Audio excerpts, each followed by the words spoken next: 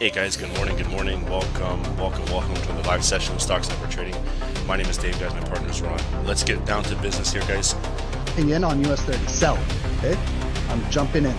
Guys, that's a 100 pip drop. Yes, we caught it. Hey, guys, 200 pips, please, secure.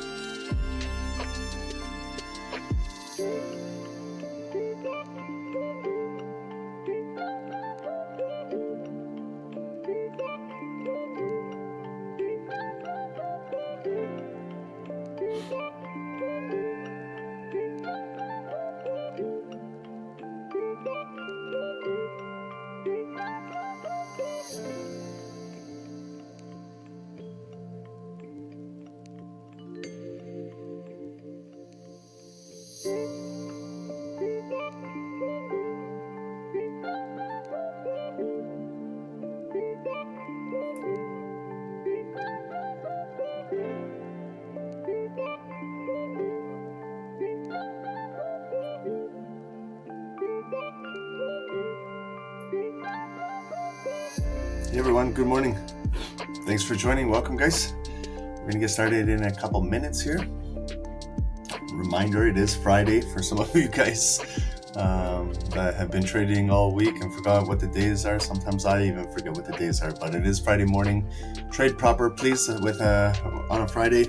If you hit daily goals, weekly goals, make sure you put some money in the pockets right before the weekends. And please, guys, don't revenge trade or do anything silly on a Friday. It will, I promise you, it will probably ruin your weekend, and you're going to carry those emotions into trading next week. So again, if you've had a good week and you're continuing to compound that account, hit your goals and get out of these markets. We'll get started in just a couple minutes. YouTube can hear me too, Red. Hopefully they need to hear that too as well.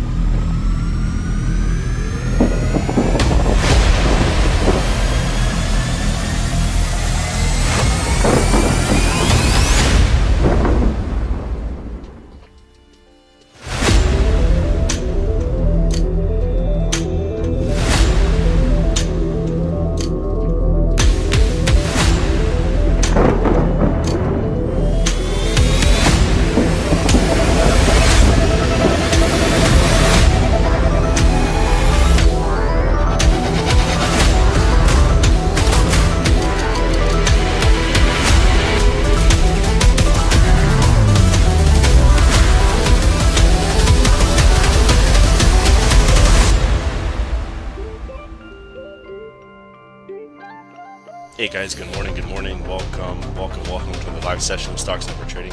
My name is Dave, guys, my partner is Ron. Let's get down to business here, guys. In on US 30, sell, okay? I'm jumping in. Guys, that's a 100 pip drop. Yes, we caught it. Hey, guys, 200 pips, please, secure.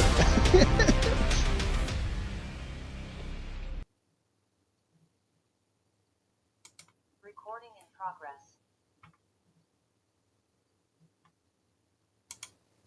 Hey everyone, good morning. Thank you for joining. Welcome to Stocks Number Trading. My name is Ron. My partner is Dave. Welcome everyone. It is Friday morning at 7 a.m. Eastern. It is August 15th. So we're halfway through this month of August, and it's been pretty crazy month already, and it's going to get even crazier as we continue going on. There's lots going on in the financial markets. So hopefully you guys are excited for what's to come. Coming September, we have our next FOMC. Next week, their meeting minutes summary, not the actual FOMC event. That's coming in September. And we may see a possible rate cut. However, with those PPI numbers that came in yesterday, they weren't the greatest for producers. So that might hold off on that talks about a rate cut, but we will see how things develop. So lots going on right now. We also have news today in the markets, and also Donald Trump is meeting in Alaska with Putin from Russia. So they're in talks with about Ukraine as well. And there's also, I was reading that they're also going to talk about an Arctic kind of corridor for trade between the Arctic, between U.S. and Russia. That's what I've been reading as well. So it's not just only about getting some peace in Ukraine, but there's other things that they have on their agenda that they'll be discussing. So I'll be paying attention to that over the weekend, see how that unfolds. And again, guys, just please trade careful, because anything to do with Mr. Trump could cause some volatility in the markets. But the plan for today is we're going to get started with gold, XAU USD, and we had a request from Adele to do also XAU EUR. So that's the gold euro. So we'll take a look at that.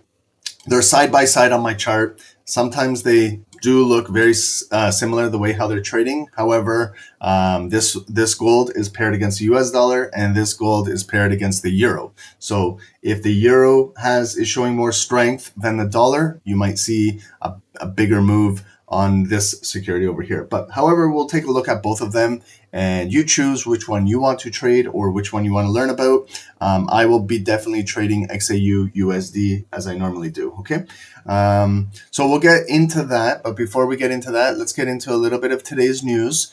Forex Factory over here. So today, Friday, August 15, in France and Italy right now, they've got some bank holidays. So hopefully you guys can enjoy a day off over there. To all of our friends in France and Italy.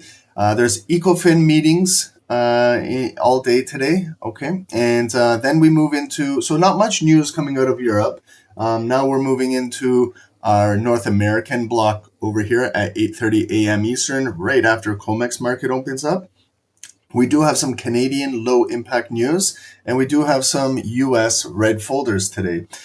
We do have core retail sales month over month. So the data that will be coming in today, the actual numbers will be from the month of July on core retail sales. So previous month was 0.5%. They're forecasting a decrease of 0.3. We'll see the actual number. And what does this mean? Core retail sales. Click on the folder. It's a change in total value of sales at the retail level, excluding automobiles. Okay, so that's going to be the difference between core retail sales and regular retail sales. Core retail sales excludes the sales of automobiles. Okay, and when we move into, so we'll see what that number is. Will it be above the forecast? Will it be below the forecast? Will it be similar to last month, above or below last month? So that's what we can look for. This does impact the US dollar when they release these numbers. So again, and they're high impact folders. So just please trade with proper risk management at this time. And then we have the retail sales. So this one is the same folder, but it will include sales of automobiles over here.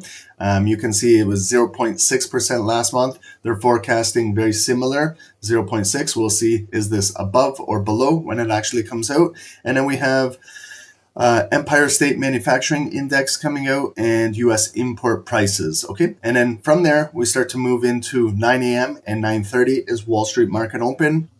Again, it is a Friday, so just prepare for some volatility on a Friday open, regardless if there is news or there isn't news. We do have some pre-market news here at 9:15.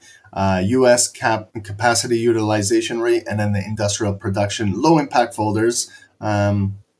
If you are following this, there is traders and investors that are following this. It is low impact, so I pay more attention to the high impact news. And then at 10 a.m., we're going to have our normal Friday impact news, our preliminary University of Michigan consumer sentiment report, and then our University of Michigan inflation expectations will be coming out. Okay. And then we don't have much news throughout the rest of the day in mid-afternoon post New York. And it's the weekend. Okay. So right over here, we were talking about this just earlier. Dollar slips before US data. Eyes on Trump and Putin meeting today. So the US dollar slipped on Friday as investors remain cautious about the rate outlook ahead of import price data after recent figures suggested inflation could accelerate in the coming months. The yen outperformed the euro and the pound after surprising strong Japanese growth data, which showed export volumes held up well against the new US tariffs. Okay, so there is articles you can read over here. That's today's hot story. And let's start moving into earnings in the pre-market today. We've got a few reporting. Some have already reported. We had Flowers Foods, Jones Soda Company is over here. I don't see any big names again that will really impact today's S&P 500 or NASDAQ or US 30. No big names in the pre-market. After hours on Fridays are normally light for earnings. You can see that we don't have anything scheduled today. If you look at the calendar for next week, kind of preparing yourself for next week's earnings, Monday we'll have 4 before the open, 9 after hours. Tuesday we have 13 before open, 12 after hours. Wednesday we got 18 pre-market and 9 after hours. Thursday, 21 in the pre-market and 4 after hours. So you can see it's not going to be a really busy week earnings next week, but just go over the folder because some of these might be one of those big names that could dramatically impact the indices that we do trade. Okay, so have a look at those. Over the weekend is maybe the best time to check these things out and prepare yourself for next week. Okay. And then just some news, overall news around the markets. Here in Canada, Auto Canada stock sees a year-to-date surge of 90% as Bank of Montreal doubles its price target. So this is a company out in Alberta. So shares of Alberta-based chain of auto dealerships have climbed more than 120% over the past 12 months. So what is going on over there? These are the ticker names. RBC BMO planning a sale of 2 billion Canadian payment venture. Let's see what else we got over here, maybe regarding US news. So the Trump and Putin meeting takes center stage today. So that's what I guess everyone is kind of, curious to see what will happen in that meeting over there.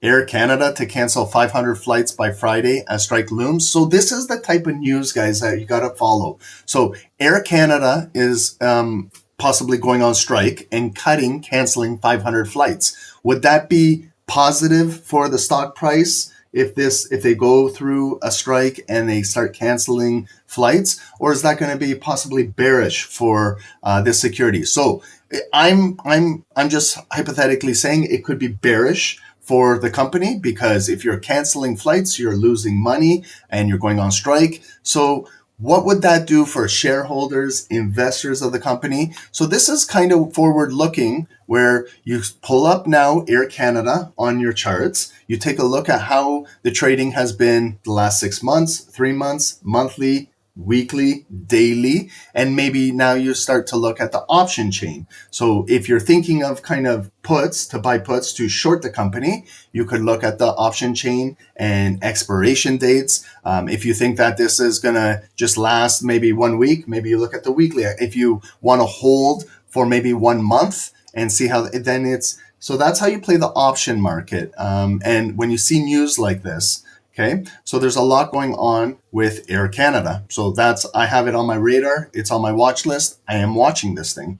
34% of Canadian renters spend over 50% of income on rent. I don't think this is just in Canada. I think this is worldwide. I think probably like a third of everyone, whether you live in the United States, Canada, you live in UK, you live anywhere around the world, when you're renting right now, I believe that rent is very high. It's very, very high. And some of us are spending 50% of your total income just on rent, and you own nothing at the end of the day, right? When you're renting, your landlord is getting the money. You're paying his mortgage. So it's sad, but it's true. It's what's happening these days. My niece right here where I live, she's paying $3,000 for rent in a condo, and she has to pay an extra $100 a month just for one parking spot. It's ridiculous. Like, she pays $3,000 for rent, and then she has to pay an extra $100 just to park her car.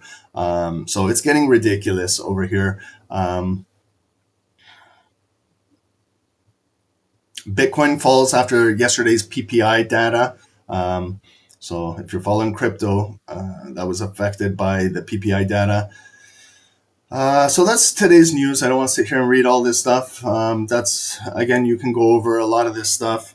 Also in the news, guys, when I was just talking about kind of looking for some companies and how they're moving. So this is where you got to do a little bit of research to try and be ahead of the ball, because sometimes when it's already released, we've missed it. So did anybody hear about like Roblox?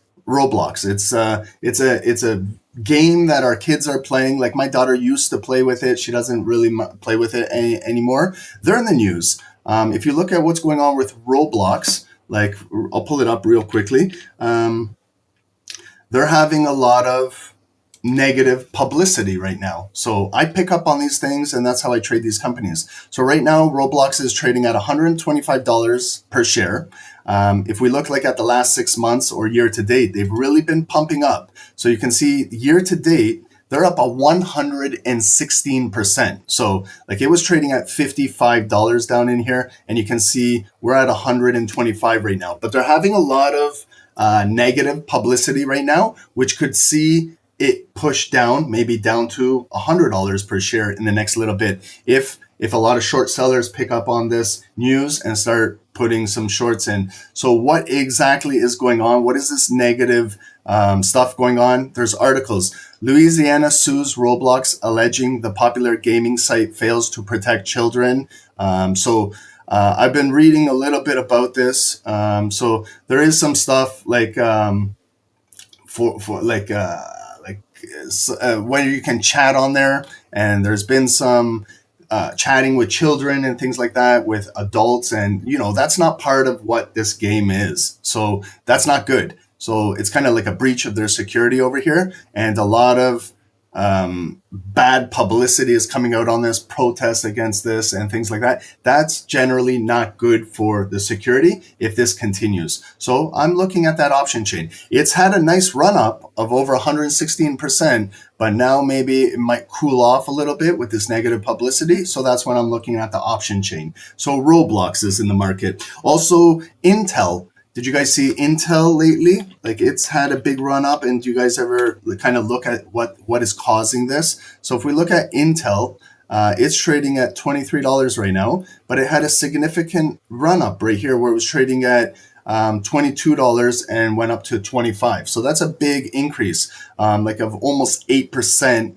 in the last little bit. So what is causing this news with Intel? Right over here. You see 2 hours ago, Intel shares jump after report says Trump administration looking at stake. So yeah, Reese, you're correct. Trump had a meeting with the CEO, and right here, Intel jumps on report of possible U.S. government stake buy. So Donald Trump is part of the U.S. government. He's meeting with the CEO and possibly U.S. taking a stake of this company. So that causes it to get an increase of eyes on it, shareholders, new investors, and you can see how it moves up in price, the volume moves up. So if you caught this like before, or you're studying this and, like you think that this is going to be positive for this, you could buy straight shares of the company and you make a couple percent going up. Or what you do is if it's trading at $22, you could go like up the option chain. You could go to $23, $24, $25, $28, $30, $35. And you just got to pick that expiration date. If you did this week, like for example, this was news that happened this week. If you had Friday's expiration, like let's say around $25, your premium, like that implied volatility, how quickly it got up to $25, you could be making 50%, 100%, 200% premium on that option. And you could get rid of it and sell it and make that money. So like when I was saying also like with Roblox, if it's got negative information, you can put it to buy a put. That's like basically you're shorting it. And if the news comes in and let's say, for example, Roblox dropped from $125 to $120 or $115, the premium would increase because you had the right direction. It happened quickly, and you could really, really get a big return on your investment. So it's always just, guys, forward looking. You got to go through. I told you guys, a lot of trading is not just looking at candlesticks and on the charts. It's behind the scenes. It's researching these companies. It's doing a lot of legwork. It's not easy to do this. You are an analyst. So it takes time, but it's fun. You don't have to do all securities, right? You can do something that you're familiar with, like something that you know a little bit about, and you put it on your watch list and you watch it. And if you see some developing news, positive or negative, then you know which way to maybe move on it. Okay. So that has nothing to do with today's call, but that's just learning a little bit about options, securities in the stock market, how we can have good news, bad news. So it's all about those catalysts that really drive the volume up or down. Okay. Also, one more big one. Sorry, guys, but we will be trading today US 30. So US 30's biggest holding is United Health. United Health is in the news. What happened with United Health? Why is Dow Jones at all-time highs right now? What we've been saying, United Health Group is roughly like 1/10 of the weight of entire Dow Jones. So this company kind of moves Dow Jones if this is bullish or bearish. If we look at the last 5 days, look at this, okay? So United Health has been trading, making these bigger, higher highs and higher lows, trading around $250 a share, and now it's over 300. What is going on? Like, it's up 11%. It's up in the pre-market right now. Anyone know what's going on with United Health? Anyone following this stuff, or is it just me? United Health, I'll break it down if you're not following this. You can see right over here, like the news. Warren Buffett, massive investment, Reese. You're on top of this, Reese. Perfect, yeah. Warren Buffett, it used to be former CEO of Berkshire Hathaway. So they've taken a big stake in this. Like right here, Dow Jones futures rise on Warren Buffett buys. Buffett stock buys say plenty about the stock market. So S&P 500 Dow futures climb on a rate cut expectation. United Health jumps. So big move over here on United Health. So when you got Berkshire Hathaway, which is one of the biggest holdings in the entire planet, with Warren Buffett, one of the richest human beings, starting to buy up United Health. Why? What's going on? Why are they buying it up? Here it is. United Health jumps after Berkshire Hathaway buys a new stake. That's what's causing it to. That's that increased volume. So that dictates the move, how Dow Jones moves. And that's why we're at all-time highs. Are we going to see it continue to go higher today, or are we going to see maybe a little bit of a correction today, a little bit, maybe some profit taking, and maybe realize that it needs to cool off a little bit? So that's in the news. United Health, we will be trading and analyzing Dow Jones in just a little bit, so that's important news for us that trade Dow Jones. Okay, so anytime there's news on this, and if you were in the option chain on United Health, for example, when you're looking at the charts, like if it was trading at 270 and you kind of heard this news maybe a couple days building up, you could have just looked at the 275, the 280, the 285, the 290, the 295, the 300 call option strike price. And a call is if you're going long on it, a put is if you're shorting it. So if you just bought one of those contracts, one of those options, you are in the money right now. And how fast it went up at this implied volatility, your premium could be 20%, 50%, 100%, 200, 300%. If you look at the call options right now in the chain, you'll see like how much they are up. So right now in the pre-market, you can see United Health is up almost 12% currently right now in the pre-market prior to Wall Street market opening up. Okay, so I don't want to waste too much time on that, but do you guys understand why? Because we're going to start to get into stock and options in the very near future. So I just kind of want to brief you guys and get you guys comfortable with what to look for. And there's news every single day in the markets. It's hard to keep up with all of the news, but it's exciting, guys. It's very exciting. Okay. And everyone on YouTube, thank you guys all for joining. 150 viewers. I appreciate you guys. I think yesterday we had a little bit of a bot glitch on YouTube. We had 8,000 bots on there. But hopefully one day, maybe it's kind of like it's telling us that we might have 7,000 actual human beings on our call if we continue doing this for years to come, and we're just teaching financial education and helping everyone out. I don't see why we cannot have that number. I'm always, compounding slowly, just like compounding an account. So if we compound YouTube slowly with hitting the like button, subscribing to the channel. I remember the first day when we started this, we had five viewers. Then it went to 50 viewers. We had 500 viewers the other day. Hopefully just add one more zero and we'll get 5,000 viewers one day. Okay. So, I got hopes that we're going to do that. As long as we stay healthy and we stay doing this on a daily basis and we keep educating and helping everyone, I think we're going to do good things. Okay. If not, I'm going to have to get Dave on here and, we'll put him in a nice short shorts and maybe we'll get the likes there. Maybe that's what everyone wants to see. We'll get Dave out here, maybe trading with his shirt off for everyone out here. So this is our free Telegram channel. It shows everything we do here at SST.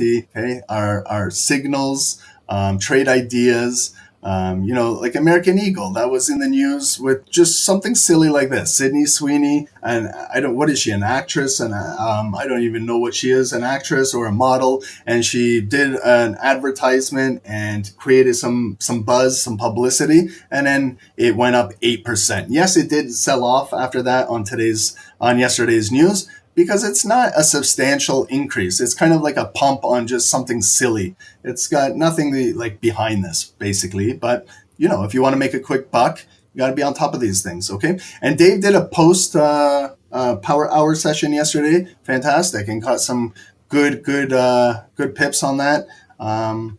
So guys, it's pinned at the top of YouTube for you guys. In Discord, guys, we'll be taking a look at some trade ideas and signals if anything comes out today. NASDAQ, this was yesterday. A long on NASDAQ ran 40 pips and eventually it started running 115 pips. And gold, commodities over here. We had a sell right over here yesterday at noon to sell gold below 3,340, and it was running over 100 pips. So that's how it broke down, okay?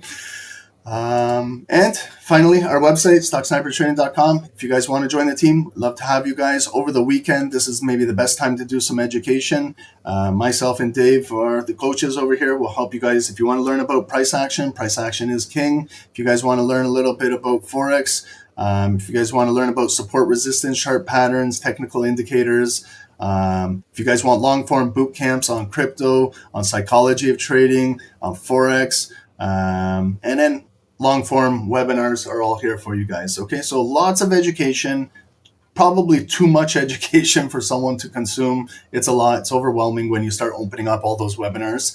And guys, our live viewer count, we're almost at 82,500. So let's see if we can get it up to 82,500 to wrap up this week. And we're on our road to 100,000 subs. So thank you guys so much for the support. We do appreciate it. Now I know why you guys are here. You're not here just for me to talk. You're here to see right now some analysis on gold. So again, for Adele in YouTube, she's been recommending, can we do also XAU Euro? So gold Euro, and definitely. So it's right over here. First, we're going to start off with XAU USD. That's the gold dollar. And then we'll do gold Euro XAU EUR. Okay, they're basically very similar, but they're technically not. Remember, if the euro is stronger than the US dollar, it will have a different price action than how it's moving. If the euro is weaker than the dollar, then gold will be trading. Remember, these two currencies are paired against gold, okay? So that's what we'll be looking at today, okay?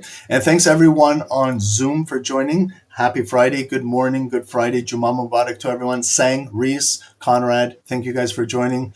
Thuzme, welcome. Samuel, thank you for joining. Red Clues, my man, thank you for joining. Samuel, you're on a break. Amazing. Enjoy your break, brother. Enjoy a nice long weekend and a break from the charts and the markets. Welcome, guys.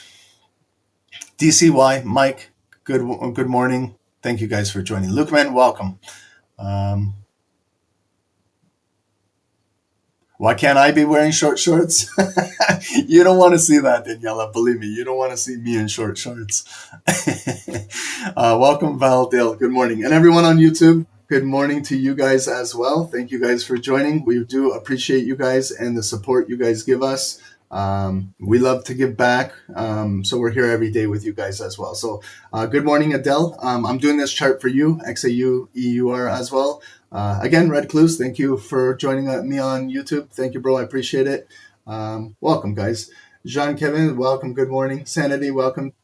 Tashi, welcome. Armand, welcome, guys. And if I missed everyone, I apologize. There's going to be a few of you guys. We don't want to just greet everyone. It will take us forever. But thank you to everyone joining. Do appreciate everyone. XD Davis, hello from Hungary. Welcome. From Budapest, thank you very much. I love Budapest. It's a beautiful, beautiful city. Very nice. Okay, guys. So let's get into this now. And we're going to start off with gold. Okay, so we're going to do a little bit of a top-down analysis. Right now, this is how it's consolidating, barcoding on the 5 minutes. A little choppy here. But let's go get an overall daily and see how everything is moving. Okay, so this is how it looks on the daily. I'm going to go through this quicker, okay, because we do this on a daily basis, so hopefully you guys are catching on what I'm doing here. So that is the all-time high on XAU USD, 3,500, and we also figured out this zone right here, just off of those two bars right over there. So when we figured out that's sometimes all it takes is 2 bars. Get in the habit of stretching into the future. There's the double top. Again, it was kind of a midweek fake out. Tuesday closed above there. Wednesday, they brought it down. So if we continue bringing this into the future, you can see it traded in here early June and it went back down. We came back into it strong again on Friday, June 13th. See how Fridays, like today is a Friday, so let's pay attention to these things to see how they closed it on a Friday. That's why I always say when you're in a position over the weekend, you can't control the news, right?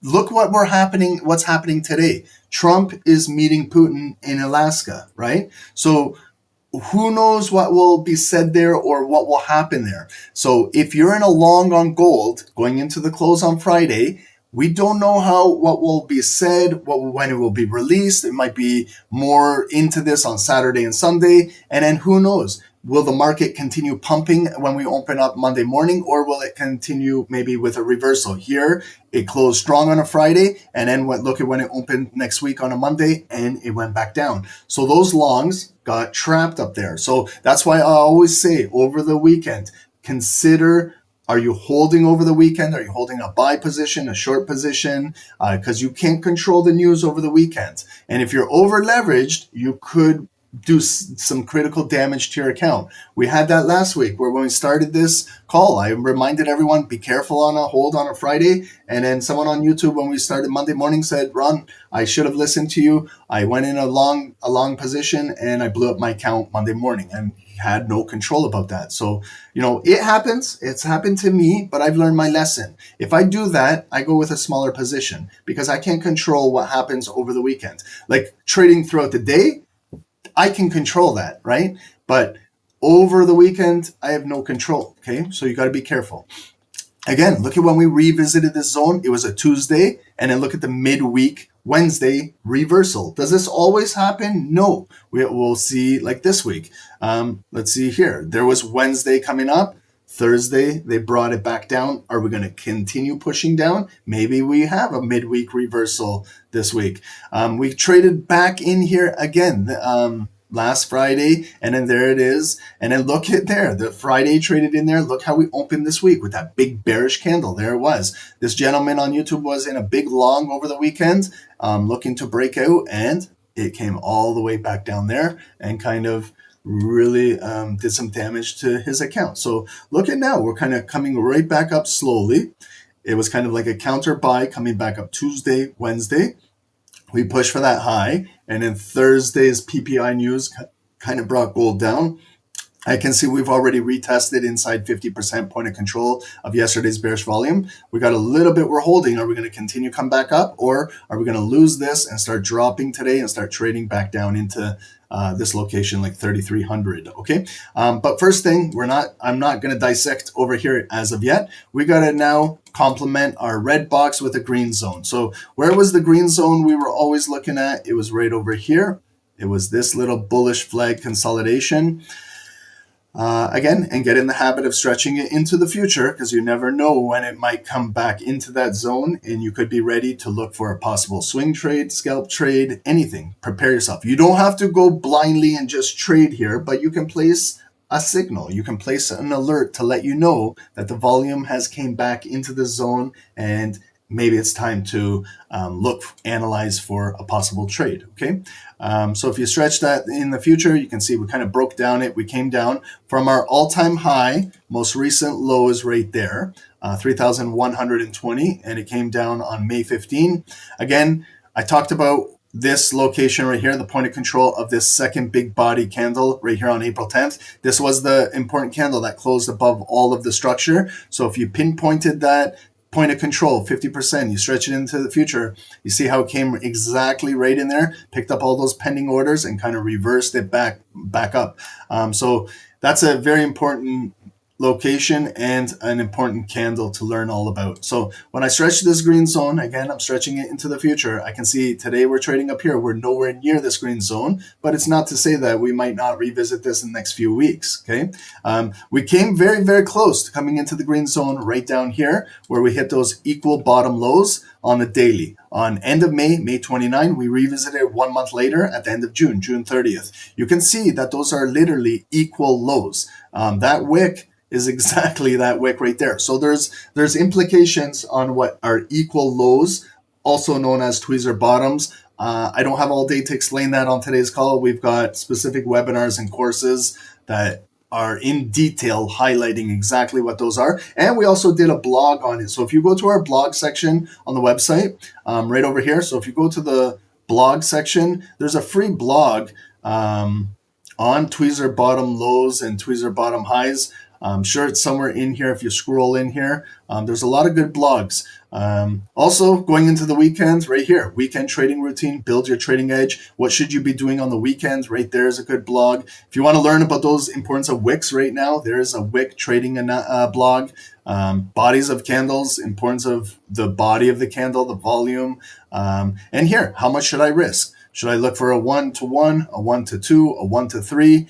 Everyone is different. Everyone is a different style trader. Everyone has different R&R. Everyone has different risk management. So you got to figure out what works best for you. You know, when I'm trading, I don't look at what your risk to reward is because it's got nothing to do with my style of trading. Okay. I just got to look at my account size, and how much I'm risking. Some of us are trading with $10 accounts, $100 accounts, $1,000 accounts. Some of you guys are trading with those bigger accounts, 10,000, 50,000, 100,000. There's someone in our group who's trading with a $250,000 account, right? So everyone has different trading capital. So it's what works for that gentleman who's trading with a $250,000 is not the same for someone who's trading with $250. You got to understand what I'm saying. It's everyone has their own unique stuff. Anyone can reach any level here, but you really have to trade with what you're trading with, okay? So you got to really take your own personal risk.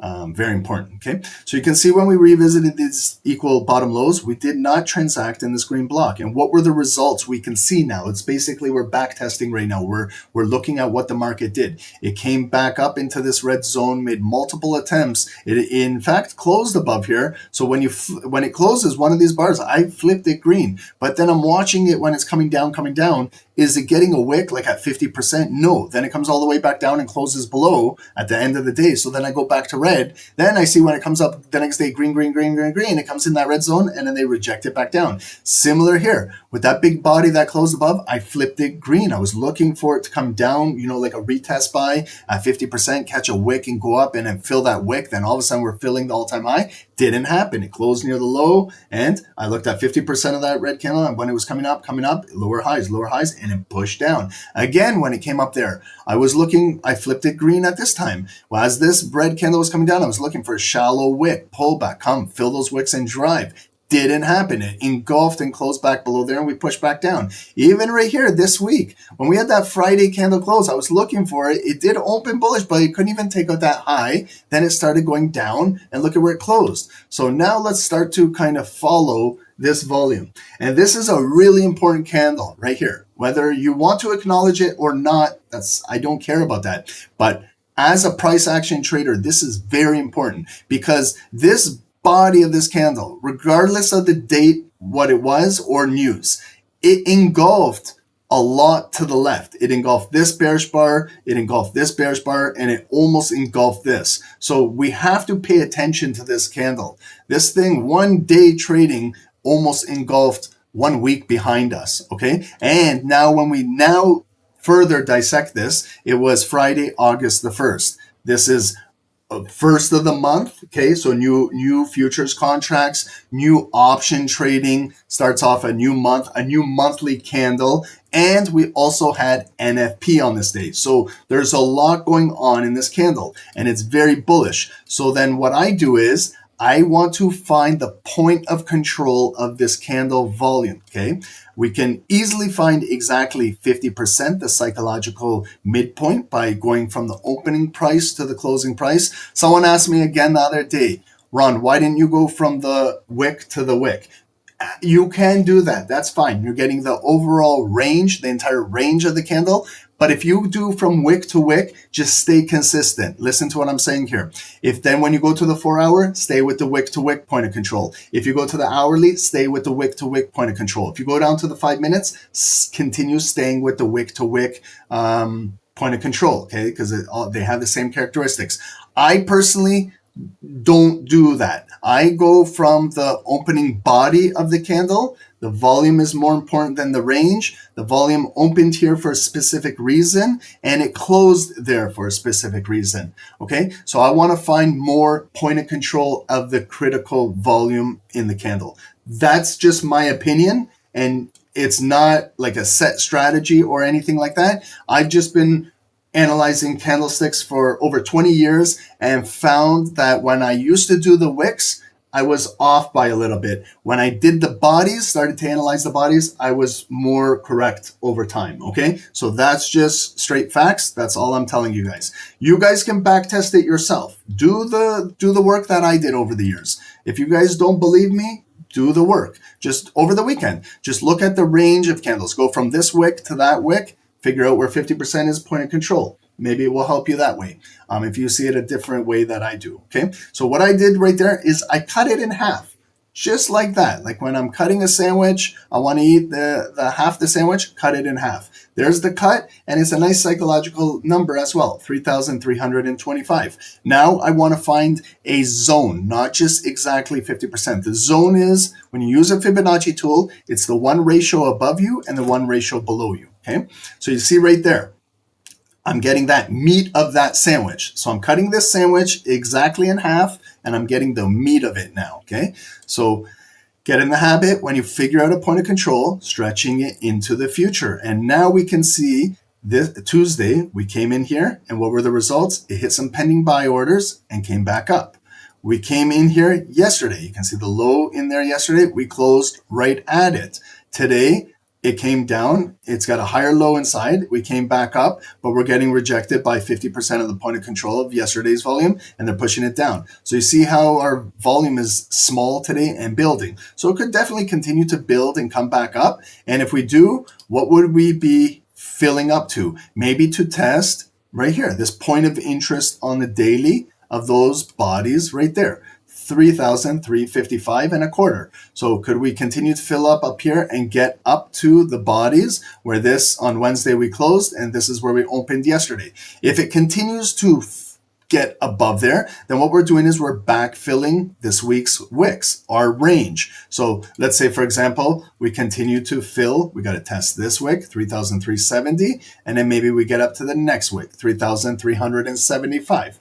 What we could also do is slice this big bearish candle that started the week in half, okay? And then we can get a 50% of that or a point of control. Again, grab your Fibonacci tool from the opening of that bearish candle, bring it down right there. And you can see I can go with 50%. I'll bring it down exactly to 50%. I hit a wick there, and then I see the next wick. Okay, so that's how you can kind of literally find out some points of interest. Okay, so that's a good point. If we continue to get to today's high, we break, we got to test this area, and then maybe we'll backfill our wicks and get up to 3,370, okay? But right now, we've produced a lower high, so are the sellers going to continue to absorb these buyers, and then we're going to cut through and start to transact in this green zone in here. I'm also watching for today's close. Will we close below here? And if we close below here, then I'm going to flip this zone red going into next week because we might be pulling back and selling off next week early, okay? That could be a possibility unless this block holds up today, okay? So let's continue just dissecting. Yesterday, we opened very bullish. We took out a previous high. So we did make a higher high for the week, like this week, but we're still below this and we're below the red zone. So sellers on a higher time frame are still in control of pushing this down. They pushed it down. We came in here and we closed right at it. Look at today where we closed and we opened. Like I can place a yellow line right there, or what I can do is just increase my green box right there, okay? And then I could get rid of the yellow line. Like I'll show you also what you could do. Some traders don't put a yellow line right there because they know that the green box is a point of interest. Okay, I don't want to confuse you guys, so I'm going to keep my yellow line right there. So we closed, we opened. Okay, 3,335. What happened when we opened? It was initially bearish, where we came down to the lowest point of the day, and we made a higher low. Technically, there's our purple low of the day. It's higher than yesterday. That's technically a higher low. Okay, they did not break for a new low, right? So it's still holding in this green zone. The buyers are still there. We haven't came really deep down into it. We're just kind of shallow pullbacks right near the top of it. Okay, and the buyers stepped in. We came back to our opening price. They flipped the candle. It was blue, all the way up to there. We got up to just under 3,350, that nice psychological level. And that was our highest point of the day, 3,348. And it's still lower, and it got rejected, lower high, and pushing down right now. Okay, but we still have bullish volume in the candle. But right over here is a nice point of interest. Here's where we closed on Monday. This is where we opened on Tuesday, and we basically retested here on Wednesday. So that's good point of interest on the daily right here to add another yellow line. And I can see that the volume is currently still above this 3,342. Okay, so will it continue to hold? And maybe we'll continue to fill our wick and get to the highest point and drive to that point of interest, 3,355. However, if the sellers keep absorbing, we might lose this yellow line. Then therefore, it's going to continue to come down here. And if the volume is trading down here, that yellow line will turn into resistance going forward. Okay, so it's at a point of interest right now where the buyers and sellers are fighting at this area. So that's what we got going on the daily. If we look at the overall pattern, okay, what do we see? If you just kind of look at right here, okay, we came down, made one bottom. Up here is kind of the bigger neckline, okay, resistance, red box. We came back down. See, like right down there, the yellow line would have been like a technical double bottom, but it made a higher low. So it is still basically like a double bottom with a higher low. So the buyers are protecting it. They're pushing it back up. And look at when we came up to kind of do a double bottom, like a W, to break out of here. It failed. How did it fail? Because it didn't even get up to the neckline. It made a lower high. Sellers pushed it right back down. So right here, you see how we're still holding the point of control of that NFP candle? Still holding. If we do break this, sellers might have the momentum to come all the way back down, right down there. So look at, then it turns into an M pattern with a lower shoulder. There's the top, there's the M, right? If we lose this, then that's going to be, we're going to watch to see, maybe next week, are we going to break this? It might be an impulse break, right? Just like a 5-minute setup. Could be an impulse, come back up, retest this, and shoot back up. That would be a fake out. Or it could be an actual close below there. We flip this red box, and when it comes in there, then it shoots back down, okay? So we're going to watch that next week. I watch everything every day. So, this is just like part of my job, what I do every day. So I got to watch that. But today, this block is still holding up, okay? So will it continue to hold and build? We're kind of consolidating in here. Could we continue to break out? Possibly, but we are trending down, okay? From here, it moved down, made that lower low, came back up, lower high, continue push down. We're holding here, so it technically is a higher low coming back up, but when we're coming back up, it's lower highs and pushing down, okay? So today is Friday. We've got some news in the markets. We'll see what happens. Let's go to the hourly now, okay? So normally I go to 4 hour, but I want to go a little faster here. So let's go into 1 hour. We can see the hourly candles, how they're moving down, making lower lows, lower highs, lower lows, came down, kind of double bottomed there and kind of broke out of that neckline. That closing body at 11 p.m. last night closed above that point of interest, closed above all this hourly structure. We had that move. That's what pushed us to hit the daily high at 1 a.m. Eastern. And since then, we've been coming back down, going back up. We came back. We attempted again 4 a.m. just after London to break that high of the day. It failed. I see it's a lower high. It didn't touch the purple line. Came back downward, barcoding. Bearish, bullish, bullish, bearish, bullish.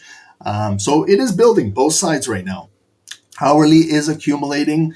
We got sellers and buyers in the market still accumulating.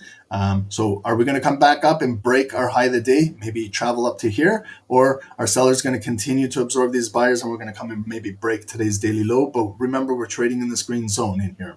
Okay. If you want to kind of go back to the 4 hours. Sorry, I didn't do this. I went to the hourly. 4 hours, they're not doing much. They had that big sell-off and now kind of came up to the highest point of the day, came back down, a little bit of volume. We got a spin top on that last 4 hour. That's Europe from 2 to 6 a.m. And now we're starting a new 4-hour candle that just came down. Could be possibly flipping, maybe trying to fill those wicks and getting back up to that daily high. The hourly candles show us straight kind of consolidation and barcoding. When we go into the 5 minutes, yeah, we can start scalping, no problems with that. But, you know, they're generally the 5-minute candles are not, they're kind of barcoding as well.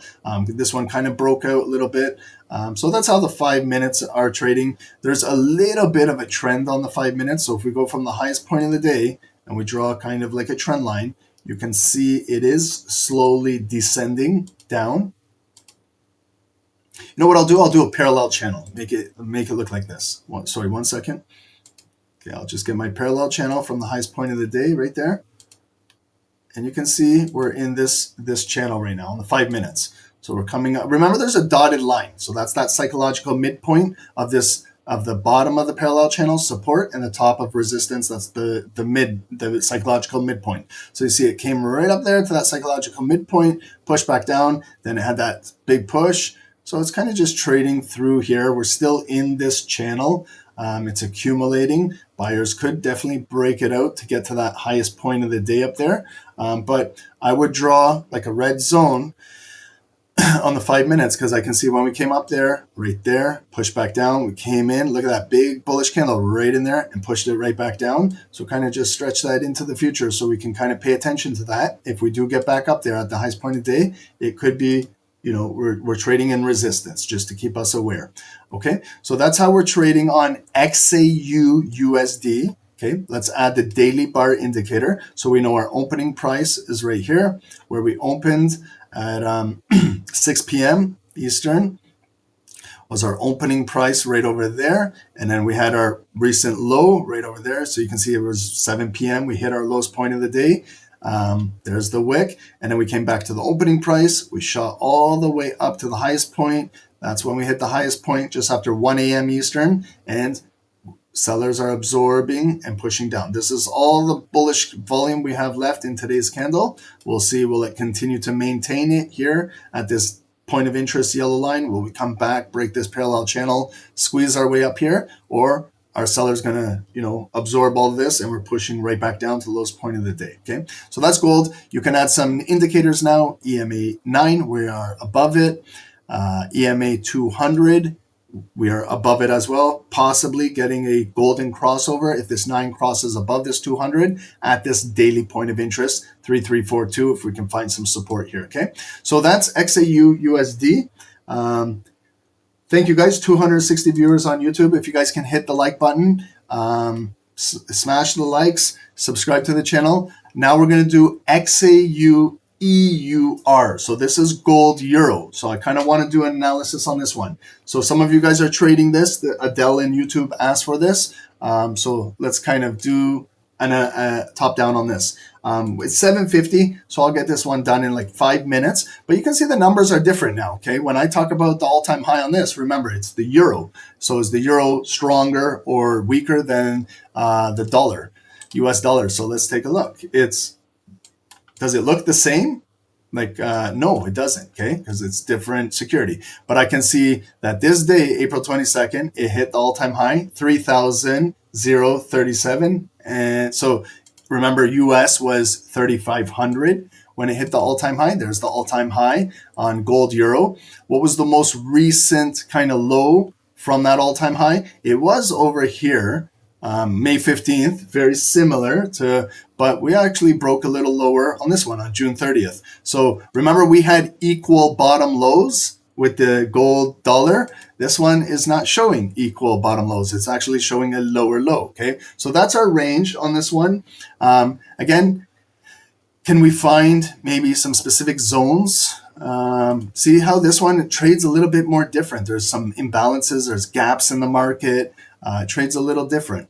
But if I'm trying to maybe stay consistent with zones, like right there, capture that, stretching it across, I capture that, coming across, I get all of this, and going into the future. So you can see you kind of got a freestyle. Someone will say, well, Ron, why didn't you get up there? I could, yeah. But also there's more bodies of volume I see in here. I see that's kind of like a fake out where it came up and went right back down. And then I see when it comes back in the red box, goes back down. Comes at the red box, goes back down. We came almost at it here and almost at it here, lower highs, and they still have it below there, okay? So that's where I would place my red box on this. Where would I place my green box on this security? Holy, so you guys are making me work here. I would kind of go with maybe this location right here, and I'll explain why. Okay, I still like to stay with the bodies of volume. Right there, I see where it kind of impulsively broke out, closed in here. Most of the volume was trading in there. So if I put that zone there, and at that time, it's a red zone. If I stretch it into the future, I can see we closed above it a little bit. We pushed up, came back in here, closed. Again, I would have flipped it green. We got that move coming up. Now it's green going into the future with the volume above us. So now I can stretch it into the future. I see when it came in there, back up. Came in there, back up. Going in, there was when they broke it down. We had equal bottom lows on gold dollar. Here they broke it down, so they created that new lower low, but it kind of recovered, got back in that green zone. We traded right into here, back up. So if I stretch this into the future, you see where gold euro is getting really, really close to transacting back into this green zone, okay? Now let's kind of look for some daily points of interest on this. Up here, how can you not acknowledge there's a body, a body, a body, a body, a body up here? We have to place a yellow line up here. We got to. Look at all the bodies up there. Okay, yeah, and I see an impulse, impulse, impulse, no volume closing above this yellow line at 2,921 and continue push down. Do we have maybe a supporting area? Well, what about over here where this was resistance over here at one point? Where it closed down, came back up. Look at the yellow line resistance, push back down. Again, right there, resistance. We closed above it right there. So now the yellow line temporarily turns into support. I can see right there it turned into support. That body candle on a Friday closed below. They gapped it down on Monday and brought it right back up. Look at where it closed. It closed above the yellow line. Look at the retest, the yellow line. Okay, and we're getting down to it very close today. Look how thin the volume is on gold euro, okay? So that would be maybe support if we get down there. What about this big bearish engulfing candle coming down here? Let's do our 50% rule. Grab our Fibonacci on this one. Let's figure out where the point of control of that big bearish candle is. This was on Monday this week. There's 0.5, okay? Notice I'm doing the same exact stuff what I normally do. I don't care what the security is. It doesn't matter to me. I'm looking at price action. If I look at the bearish body of that candle right there, okay, and stretch it into the future. Have we transacted back into this red zone? No, we have not. So it's got a lower high, lower high, lower high. It's pushing down with a lower low and a new lower low. The volume is also coming down as well, but it's getting thinner. You can see that it's losing the size of the bodies of the candle. So it could definitely reverse, could give us a clue that the market is reversing, or it's just we've lost buyers' interest, we've lost sellers' interest, just cooling off, and then whoever steps in on the next news announcement could really break this thing, okay? So kind of let's just look at some other points of interest, how we're trading this week. You know, right here was a body and a body, a wick and a wick. So if I just want to place kind of a point of interest, maybe right here, okay, we got one. Now let's look at yesterday's trading volume and how it's trading today. So yesterday was bullish, came up here, got rejected, back down, came, closed. So this one has more gaps in the market from like the XAU USD. If I place it, you know, a point of interest where we closed and where we opened today, you see that it doesn't kind of complement each other. There was a little bit of a gap up. Okay, so they gapped it up, just 10 points, but they gapped it up. You can either go to the opening price or keep it right there. I'm going to keep it right there. That's our opening price. We opened up and it was initially bullish, coming all the way through here. It made the highest point of the day so far, and it is technically a lower high from yesterday, from over here on Tuesday, and this big bearish candle still pushing down. So we got up to 2,871, and rejected back down to the opening price, and it broke. We lost. Look at, there's a wick and a wick and a wick right there. It broke it. It created a new lower low. There's our lowest point today, just above that next daily point of interest. So they're holding it. Nice. 2,854 coming back up. So it's a daily spin top candle where it was bullish, came down back down bearish. Now it's coming back up with buyers. And this is all the volume we have. Is it going to flip back to the opening position and flip bullish, and then we're going to start to fill a little bit up here? Or is this selling volume going to continue to come down today? Okay. So that's what we got going on a daily. Again, if you look at the overall chart, what do we see here? Okay, maybe a double top, okay, coming up, one top. Here's the neckline, the green box, coming back up. All of this, it is a double top in itself up there, but if you consider that one big top, there's the M pattern coming down. Slowly it's coming down. But this is going to be the big critical area. Is it going to come down here and break and close below this and drop next week? Or is it just going to come down into the green zone and pick up more buyers and come right back up? So it's interesting. Gold euro is very interesting as well. If we break down this daily candle now into the hourly, you can see how choppy it is. Look at how it's barcoding. This is horrible for trading. Like, it's just going bearish, bullish, consolidating, bearish, coming back up bullish, going bullish, bearish. There was a little bit of a breakout right there yesterday at 9 a.m., 10 a.m. That's Wall Street market open. Didn't really do anything. The rest of the day, consolidate back down here. We had another breakout. There's futures market, 8 p.m. and just continue to drive up here. Pushing now down, lower lows, lower highs, lower lows. And we got a nice bullish engulfing candle that's closing in 90 seconds. Can we continue off of this momentum? Maybe continue driving up? I would be also locating maybe 50% of this bullish engulfing candle if we do close with a white line for hourly support at 2,858. If it comes back down there, are we holding? We do have now a little bit of support at the lowest point of the day, two kind of equal bottom lows on the hourly. Might build off of that, might come back down, maybe a double bottom, but see how much cleaner XAU USD trades than XAU EUR. But you know, everyone has their favorites, right? If you're living in Europe, you're maybe trading the euro against gold. Okay, so when I look on the 5 minutes, I see when we hit the high of the day, 105, continue lower low, lower high, lower low, double bottom, came back up, fake out, impulse break above that neckline right there. They faked it out, brought it right back down, continued to squeeze it down, came back up, good body closing above, but no follow through with it. When it came back down, test 50%, sellers are still strong, coming back, new lower low, coming back up, new, finally kind of dipped down to the bottom. So right there, we've got a 5 minute bottom at the lowest point of the day. If you want to draw a little bit of a green box to see if it comes back down there to produce a double bottom, you can extend that into the future. See, we're struggling to break above that daily point of interest. So it could come back down. We can add a daily bar indicator. We see that gap up open, came to the highest point of the day, came back down just now, created a low, coming back up. This is the volume on the daily. You can add your EMA 9. We're right at it. EMA 200 is right here at our daily position. Okay, I'll leave these two side by side because it is 8 a.m. right now. I will be trading this one. If I look for any trades, I will be on the one on the left, XAU USD. I feel more comfortable trading this one. I haven't traded XAU EUR in a while, so I just got to watch how it moves and get familiar with it before I take any trades with it, okay? So in 20 minutes, we have COMEX market opening up, so that will be the gold exchange and other metals.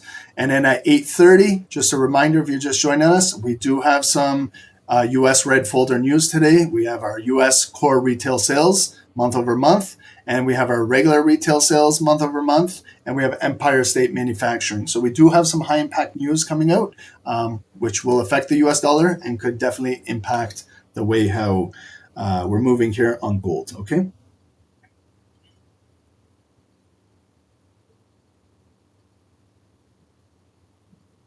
Thanks, guys. Hit the likes on YouTube if you guys can. We do appreciate it.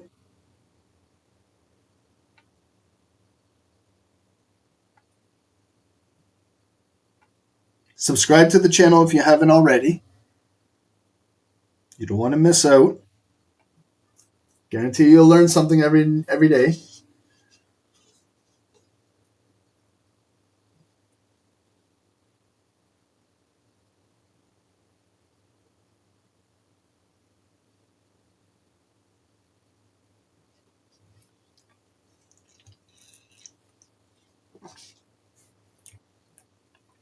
And also, guys, okay, I know that we're staying with gold lately on these calls into like 9 or just after 9 a.m. and we're rushing our top-down analysis on US 30 and NASDAQ.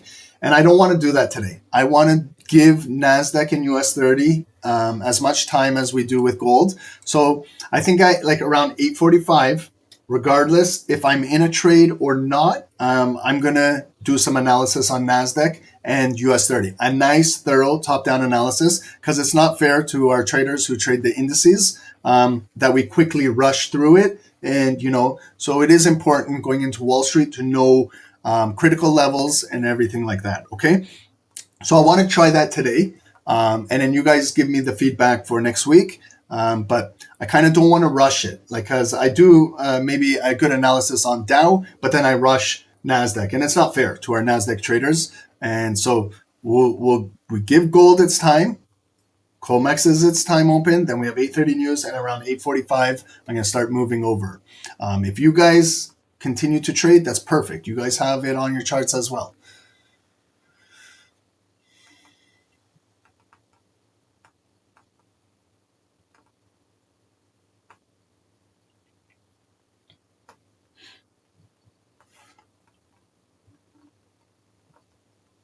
Okay, so we see gold is pushing down now. This is the start of 8 a.m. So you see it kind of closed up there. It was kind of bullish. We got up to the top of that parallel channel, and it was barcoding, bearish, bullish, bearish. They pushed it down. Here's 8 a.m. where it came up bullish. We tested 50% coming down. But this is where the 9 and the 200 are overlapping. So you kind of got to be careful here. Let's see if this bearish volume can close below here. It might come back up and retest in here, and maybe we'll have like a double top where it came up. Consider all of this at the top of the parallel channel as one top, coming back down, maybe 50% of that bullish candle right there, coming back up, and then kind of getting another top at this parallel channel, then come back down with that double top, and then maybe break down a little bit down, back down in here, okay? So we'll continue to watch that. See how it's completely different with the gold euro over here. So you see how it was more like, you can see the body stick, you can see the candles, the bodies, bearish, bullish, bearish, and then breakdown, kind of barcoding the last 15 minutes. Here you don't really see it on the euro, kind of just pushed up, and then a big bearish engulfing candle continuing pushing down, okay?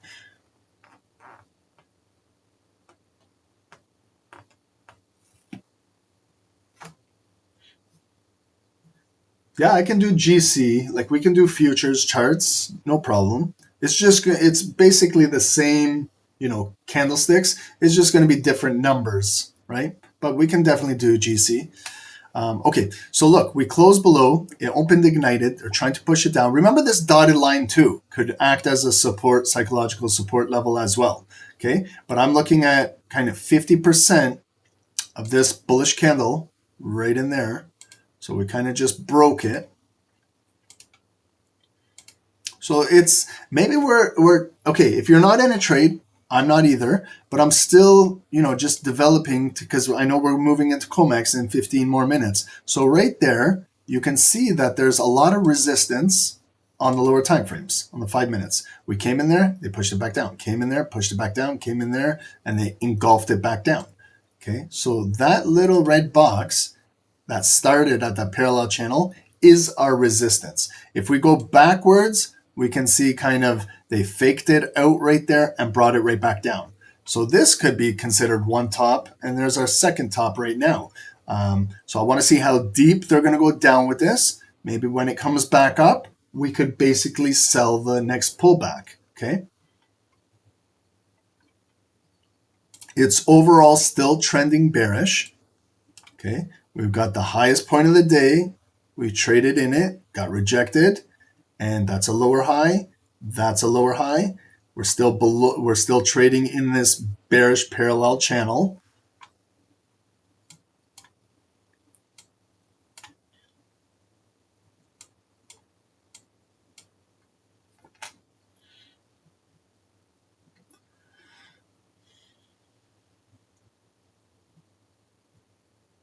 Yeah, price action can be applied to anything, okay? Remember, all candlesticks have the same characteristics, okay? Just trading the futures is basically we're trading the same thing, you're just trading different numbers because those numbers are futures contracts. We're trading, you can see like basically we got 3 bars going down bearish on XAU gold euro, and we got 3 bearish bars going down on gold dollar, okay? But see, they have different numbers. The lowest point right now is 3,340 for gold dollar, and then the lowest point right here for euro is 2,857. But you still see they're bearish bars coming down, right? So it's just different numbers. Okay, so look at where I got a wick.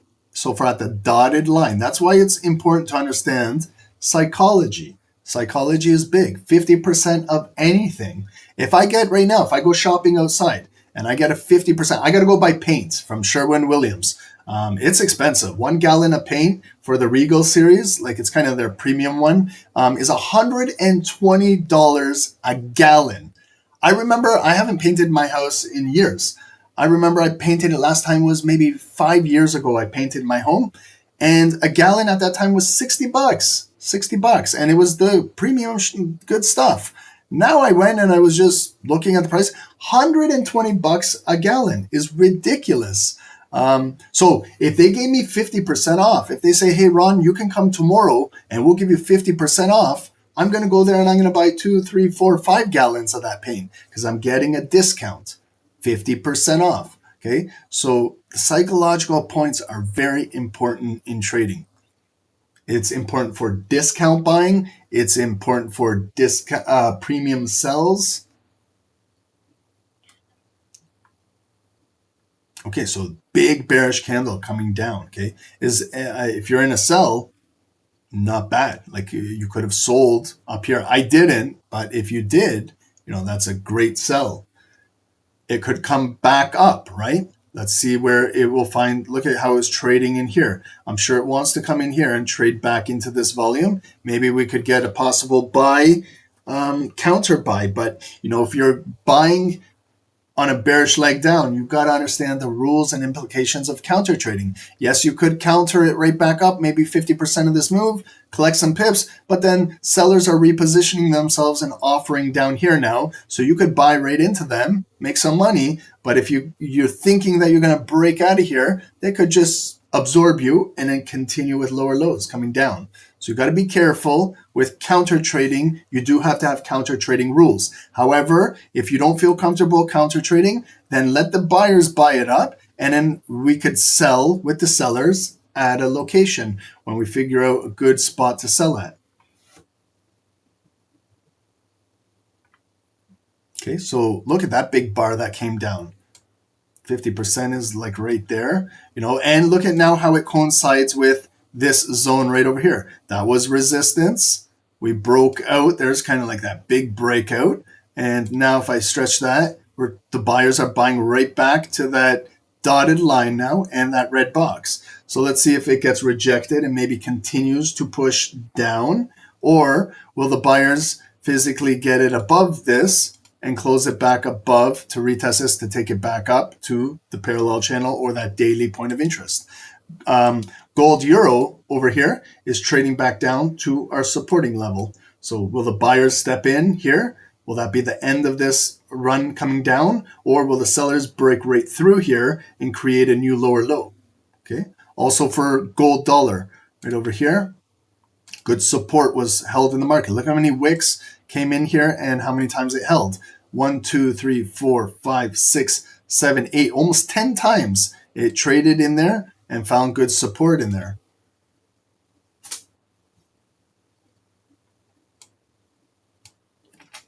Okay, and we are 9 minutes away from COMEX market open. So it looks kind of like a head and shoulder pattern. If you just ask me right now, Ron, what pattern do you see? I see a left shoulder. I see the head that broke out and coming back in. We're trading now back in the shoulder. Consider this now as the right shoulder. Right shoulder has a high probability of continuing to break down and maybe shoot down into the lowest point of the day, into the bigger green zone where the buyers might be waiting in there to take it back up. Okay, so that's what we got to watch for when COMEX market opens up. Are they going to come in here to grab some pending orders in here? Okay, so right now you see how it's retesting now that zone that I just marked up on here.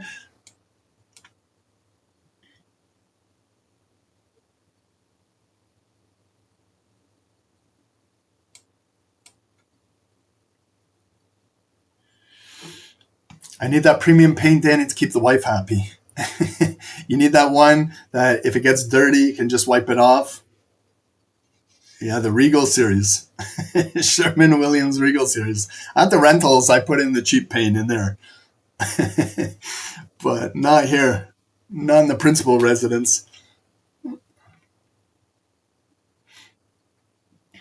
It paints easier. It goes on easier. It's got the primer in it. You know these things. I just can't believe the cost of home decor and paint and baseboards. I'm changing the baseboards, the casings on the door. Everything is just ridiculous now. Okay, so we got a bullish candle. Yeah, inflation. Yeah.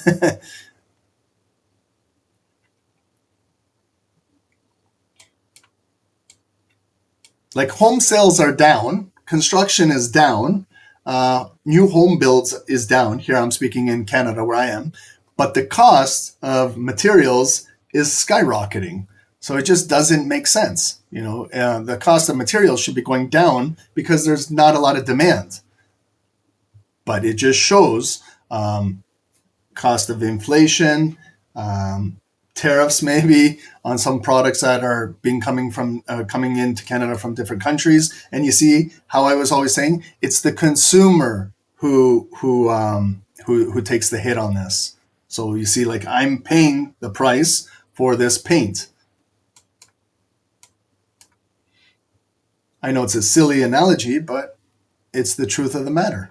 Okay, so you see that nice big bullish candle broke right through there impulsively. So anytime something breaks through a resistance or breaks through a support prior to closing is an impulse. This was a bearish candle that came down here impulsively, but the volume closed up there, bullish. This was a bearish impulse candle breaking down, but it closed above the green zone. This was a impulse coming into the green zone, but look at where it closed at the high.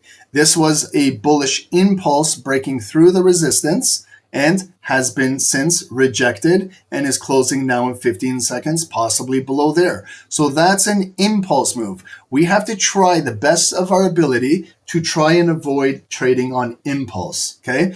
I know it's a bad habit that we all have. Believe me, I'm a scalper on the 1 minutes.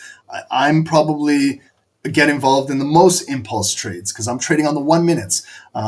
But if you slow the market down to 5 minute, try and wait for the body to close so you can avoid an impulse. If you trade the 15-minute candles, again, if you go in on the 8th minute of a 15-minute candle, you are trading on impulse. The 15-minute candle will close after 15 minutes and tell you exactly how the range was, how high it went, how low it went, and where it closed. The only other way, if you trade on impulse, is you have to have some intuition behind it, right? And it's got to be more than just guessing.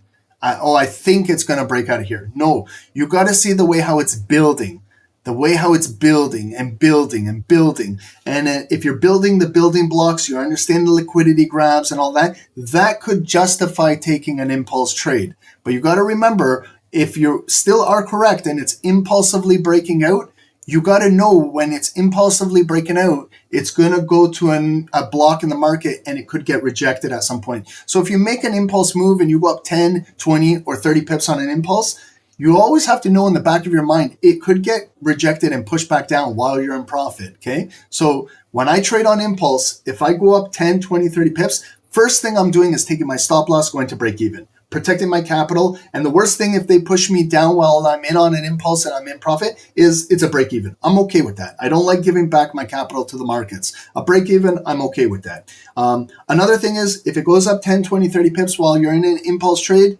secure a little bit. Take some profit out of the market, because there's no guarantee that it will continue to stay up there. That's why you're trading on impulse. Okay, I know it's difficult to learn, but it's very important that we learn this stuff. Okay, guys, we just got a signal here. We're going to watch on Discord, okay, on gold. So we're going to watch for a gold sell below 340, 345. Okay, so like right under here to continue to sell down. So 340, 345. Let's look at it on our charts. 340. Okay, so our red block to 345 to our next red block. Okay, so it's best if we can look for sells up here, the higher block, but we could also get maybe some sells in this shoulder. Okay, so we got a SST sell signal. It's like a head and shoulder pattern, left shoulder, the head. I would like to short the head back if it comes all the way back up there, but also maybe a short at the right shoulder if we do come back up and push back down. Okay, so right now it's having a difficult time breaking through this green zone. It came again in there, and look at the response back up. Okay, and gold euro is trying to break exactly the green box as well. The lowest point of the day could be kind of a double bottom going into COMEX and bringing up that next leg. So get ready, guys, because in 2 more minutes we're heading into COMEX. That's the gold exchange, silver exchange, copper exchange, all metal exchange.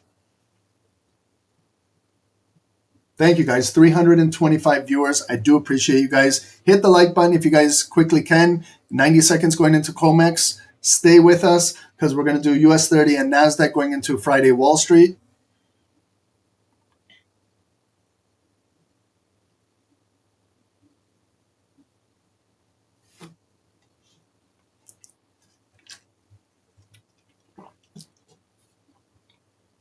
Okay, so also to continue to move down, we got to make new lower lows. So will they take out that wick right below there, that previous impulse break right there at 3336.50? We have to continue to make lower lows, to change the depth of market. So far, technically, that's still a higher low from that low right there. Okay, so let's see if it will break. It's going to get a little volatile. COMEX market does add volume to the market. And also, 10 more minutes, we do have US high impact red folder news. So trade careful, check your spreads. I got a spread right now of 0.7, 0.8, so it's just less than 1 pip. I normally like to scalp gold when I get it down to 0.4, but I know it's going to increase with COMEX and news coming in. I'm very frugal on my spreads.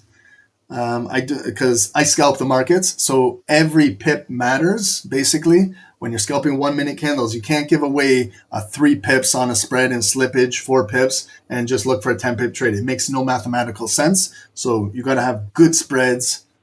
That's all to do with your broker. It has nothing to do with myself or SST. You gotta find a good broker. Okay, so here we go. This is COMEX market opening up. So gold euro is back in this green zone near the lowest point of the day. We're at this second bottom right now on gold. Let's see if it holds up. We'll come back up, maybe retest the red right shoulder up here, or possibly the head that started the move over here. Okay, so it's coming up bullish right now. Okay, so it's kind of we pushed down 1, 2, 3, 4, 5 bars, so 25 minutes push down. Now COMEX market opens up and it's coming back up bullish. Will it come all the way up here? Will it get rejected down?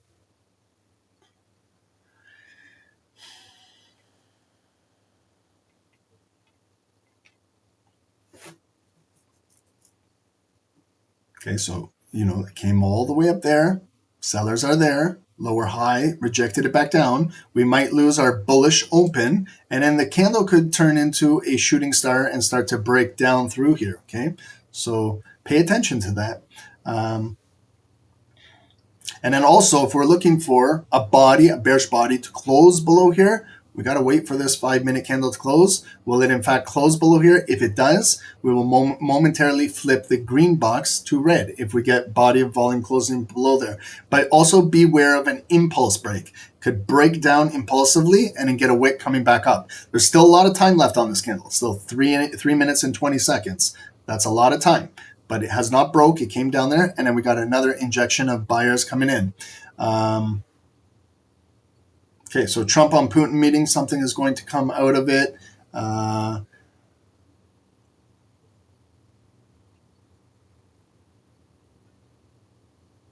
Guys, just off topic, I was reading an article last night that Powell may resign come next week.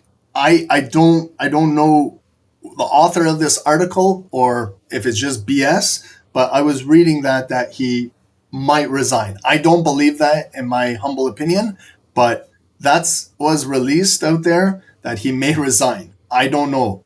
I don't think you can fire him, but he can resign. But yeah, you read that too, Clues. I don't believe it, but I just got to put it out there. And it came out yesterday, so right before the weekend, and was saying for early next week. So I don't know, but it's out there. There's an article out there. Whether it's BS, we got to wait and see.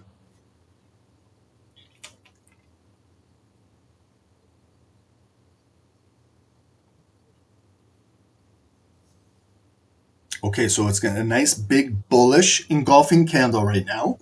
It's reaching the right shoulder, okay, and there's the 9 EMA. So if some of you guys trade with the 9 EMA, the 9 EMA could act as resistance there. We've got 1 minute and 43 seconds to go.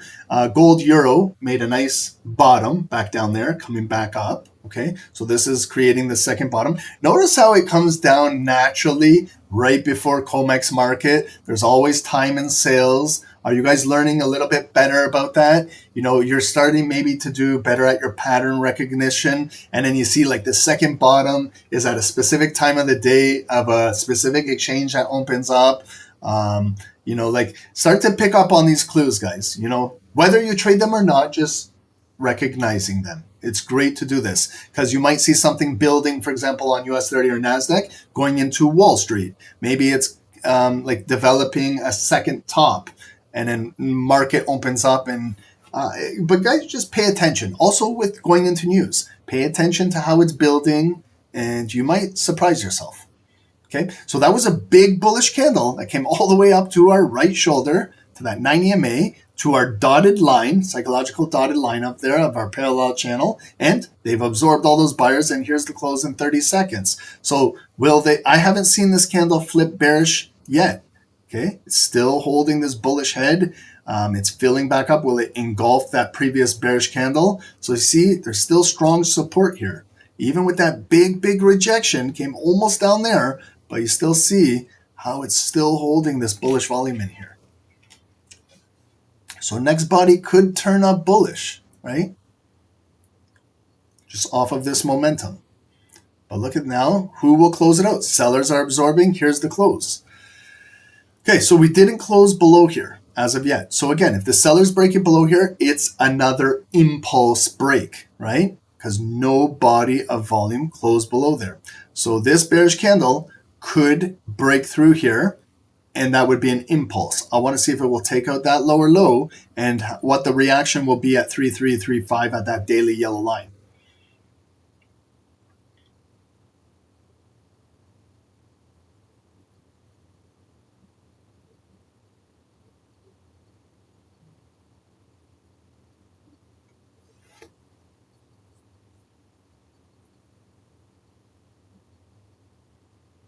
And right now, Trump is speaking, guys. So Trump on trade. I'll be setting tariffs on steel, chips next week. So guys, chips are part of, tech, your semiconductors, your semis. That's NVIDIA, AMD, SMCI, TSM, right over here. And you see Trump is in the market already. I'm setting tariffs on steel next week, on chips next week.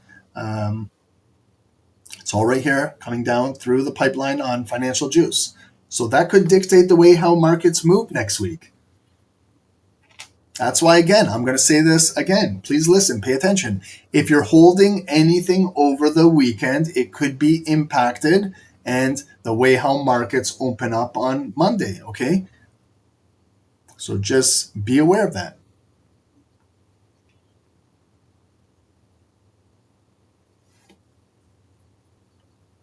You're welcome to hold positions over the weekend, but just don't over leverage.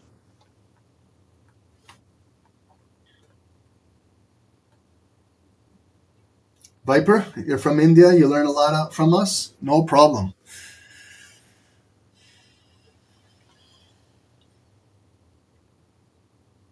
Okay, so you see we're still trying to break down here. And we're moving into 8:30. Okay, so this is the first 10 minutes of COMEX market open. And then we have, guys, a couple red US folders, some critical red folders too. These are not folders to sleep on. This is retail sales month over month. And we have our core retail sales month over month. So that's going to come in, okay, in the next few minutes. Tony, you think he'll start trading when Trump is asleep? I don't think he sleeps. Because sometimes when I'm on here, like late at night, at midnight, Trump is tweeting on here.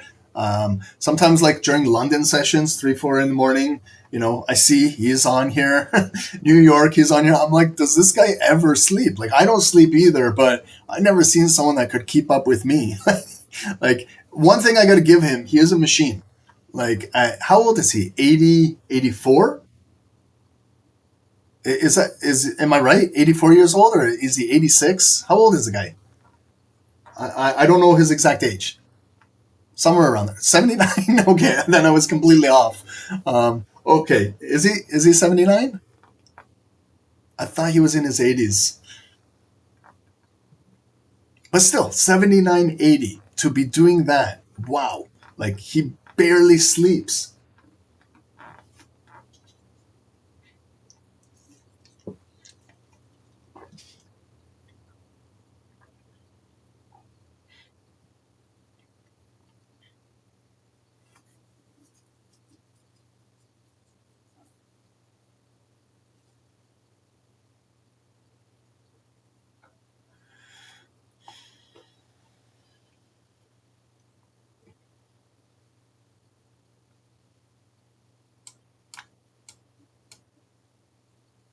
Okay, and then we're going to stick with gold till 8:45, right? Another 15 more minutes. Regardless if we see a trade set up or not, we're going to do a nice thorough analysis for Friday for Dow Jones and a nice thorough one for NASDAQ.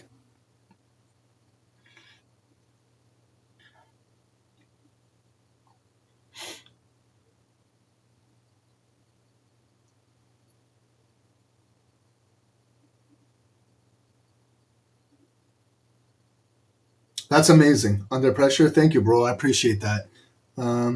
You're glad we're giving away knowledge for free. I learned more in the last 2 weeks on your stream than the past year. That's amazing, man. Just keep it up.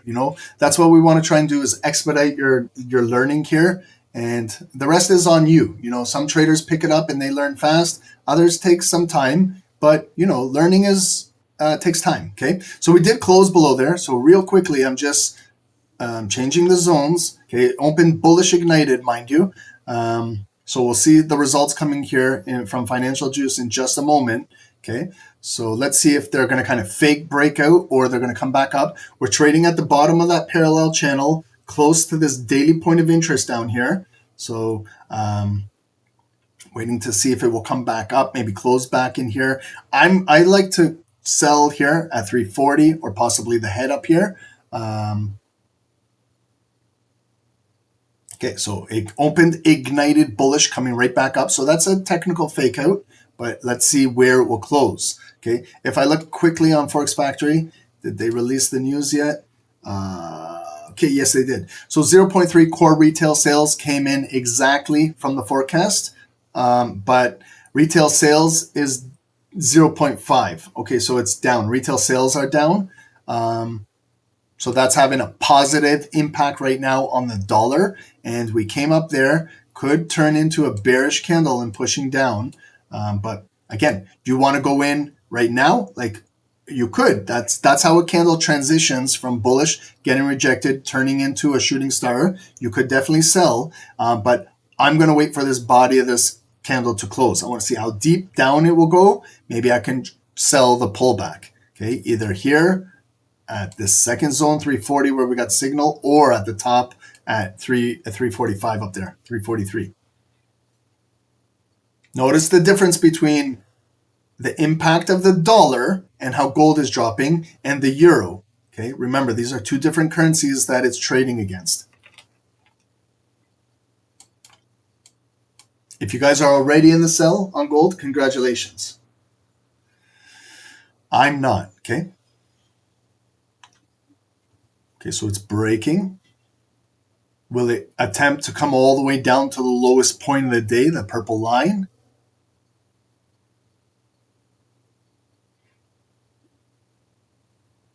Remember, if you're not in, we've got to patiently wait to sell a pullback, okay?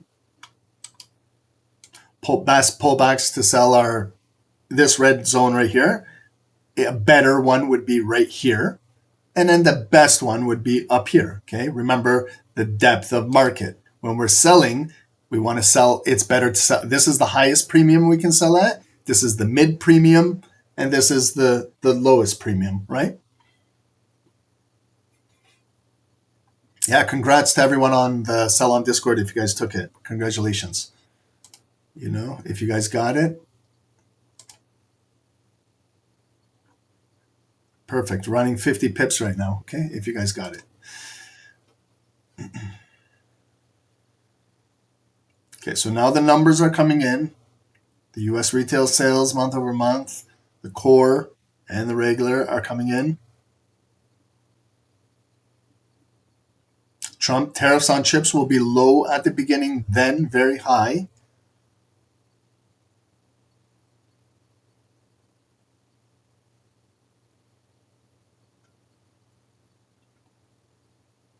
Okay, so we came down. It's closing in another minute and 20 seconds. It came down. That is technically a higher low on the 5 minutes from the lowest point of the day. Okay, now the candle body flipped back to the opening position with a little bit of blue volume coming back up. So will it close above here and continue to move up? And then will we sell here or here? Let's see where it closes. Okay, this is a really strong push back up. So that's what I mean. If you're selling those impulse moves, you got to understand when you're coming in near the lowest point of the day or green zone, this is bigger buyers in here. So they're always there to buy a pullback, right? Yeah, it's a big candle. Like, look at the range of this. Like, if we measure now the entire range, so far this is a 60 pip candle. It could turn into 65, 70 pip candle, okay? So it's coming right back now to retest this. Here's the close in 10 seconds. So if it closes back above here, you know, like which I think it will close, that red goes to green. The current volume is above that zone. I didn't change the zone, but the volume is above. It opened ignited, so it could open, it is ignited, so it could continue to fill back up to there. They've rejected it back down. Again, look at where we're trading. We're trading right back in that right shoulder with that break that created that lower low. And so the only other thing that we could do is wait for bearish volume to maybe close below there, and then that gets retested. Then we could go into a sell, unless you feel comfortable selling this red zone. Like if it gets up there and then gets rejected, then you sell. But then you got to break through this green zone, right? You could be in a sell and it comes back down here and it gains support, comes back up, and it could break through here and then come to the top of the parallel channel or the better premium selling area up there, okay? But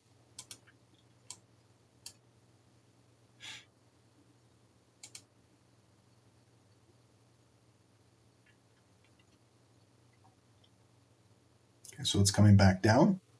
If you like that, you know, that lower high off that dotted line still in here, but it's still considered to be like a consolidated area, like right here. all of that left shoulder, all of that bar coding was consolidating, and we're right back in that consolidated zone. Yes, we had that news break push down, but it came right back in there, and we're right back in this kind of consolidated zone. So this is where it could get kind of choppy. You're going to sell, it could come back up bullish. You're going to buy, could come back down bearish.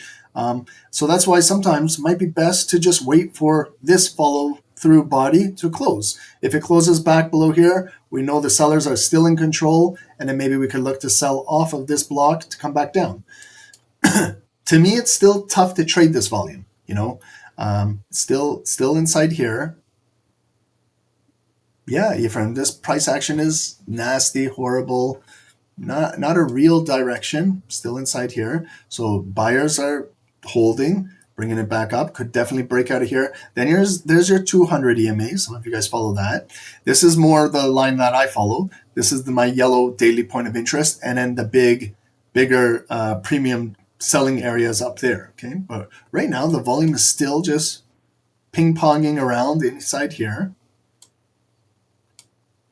Also the euro, okay, gold euro has got a bearish engulfing candle coming back down. If it closes back down there, this could be a nice selling opportunity to continue selling gold euro.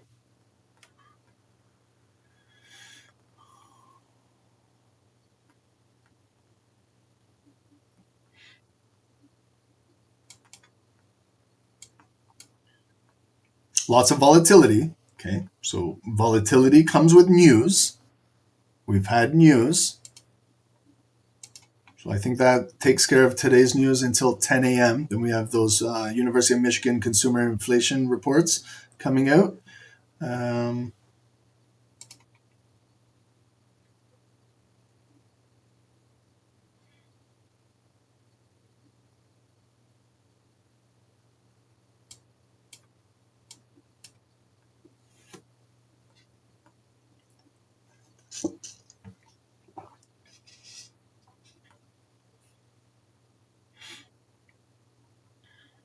Okay, so you see how it's still building bullish. This could break through here and be a bullish move coming back up to 3344 up here, this red zone.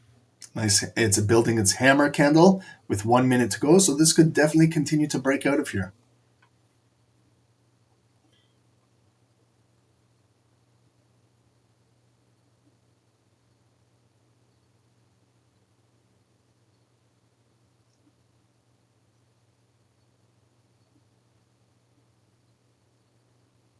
And if you're like looking to buy, just measure up to the next zone, just so you've got a good indication. If it comes up there, you could be up about 30 to 40 pips, but you could be buying where sellers are, and sellers could push this back down when it comes up there. But if this body closes above, it just go with this red zone. This neckline could turn bullish, and then we're traveling back right up to here. The dollar is kind of dumping right now. So when the dollar dumps, that could correlate with being a strong move on gold. So it's breaking right through here. So that looked like a fake out on the news where they dropped it down there. Those sellers, like maybe you did something, you secured a little bit down there as we broke, because now you see how markets can flip. Okay, so we're out of this zone now, closed above, opened, ignited again bullish, so has the probability to continue to come trade back up in here. And then if you were selling, you're selling back down to this supporting area, back down to that consolidating area, and then back down to support down here. Guys, I'm just going to stick with this for 5 more minutes, and then I'm moving over to NASDAQ, full analysis, and Dow Jones. So I know it sucks for you guys that are on gold.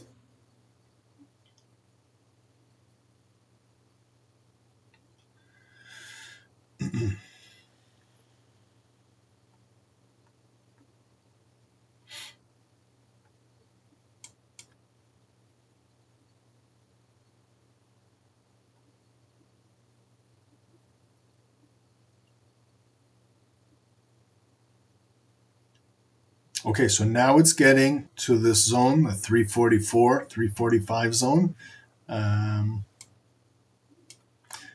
It could be like this. I know some of you guys are in sells, but a double bottom with a liquidity grab. All of this was one bottom. There's the neckline. Okay, there was the liquidity grab during the news. This green box is the second bottom, and the second bottom traditionally has the strong leg, which is showing us.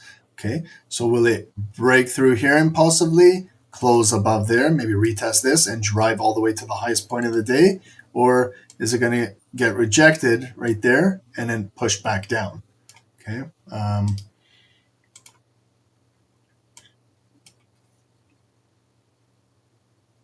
And you see the different, like we got both of these, gold euro, gold dollar. See the move with the gold dollar compared to the gold euro move. Okay, so they are both trading gold, but this is the euro and the dollar. So they're two different securities, and you can see that they're not directly correlated. They're not moving in the exact same direction.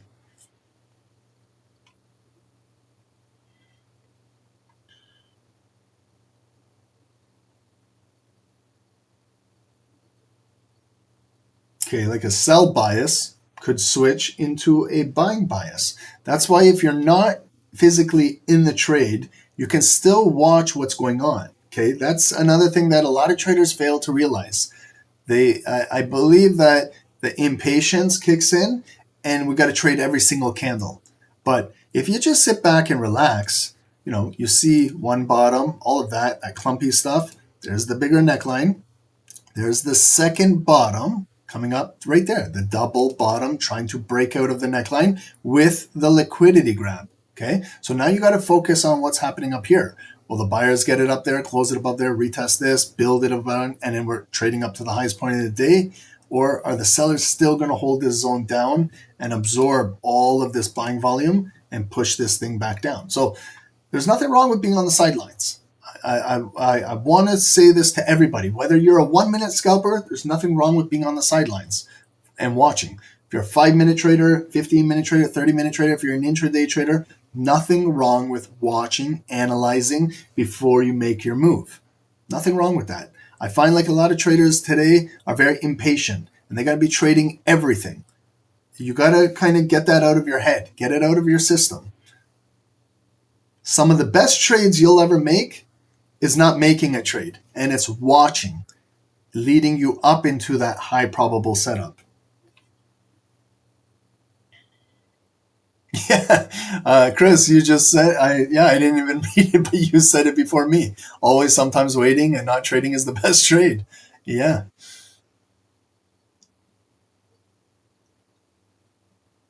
Yes, Samuel, the thickness of the green block would have more weight. You see, because where I got this block from, it was from the daily. So this holds a lot more weight down here. That's why also I'll have the yellow daily line at 3326 if it gets down there. I know that that's 50% of that daily block. Good question. You see these ones?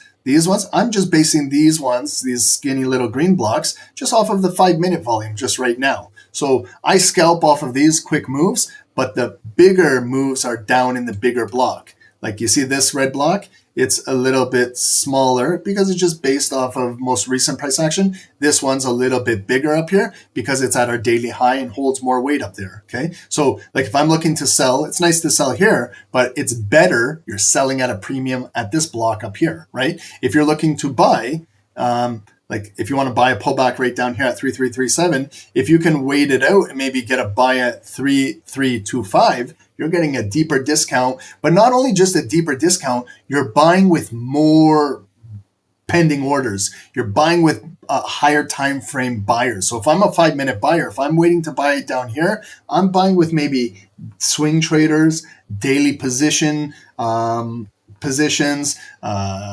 higher time frames. Could be swing traders that want to get filled down here to hold over the weekend, right? And in me, just as a scalper, if I get filled down there and they bring it right back up to there, I could go up 100 pips, and that's perfect for me as an intraday scalper, right?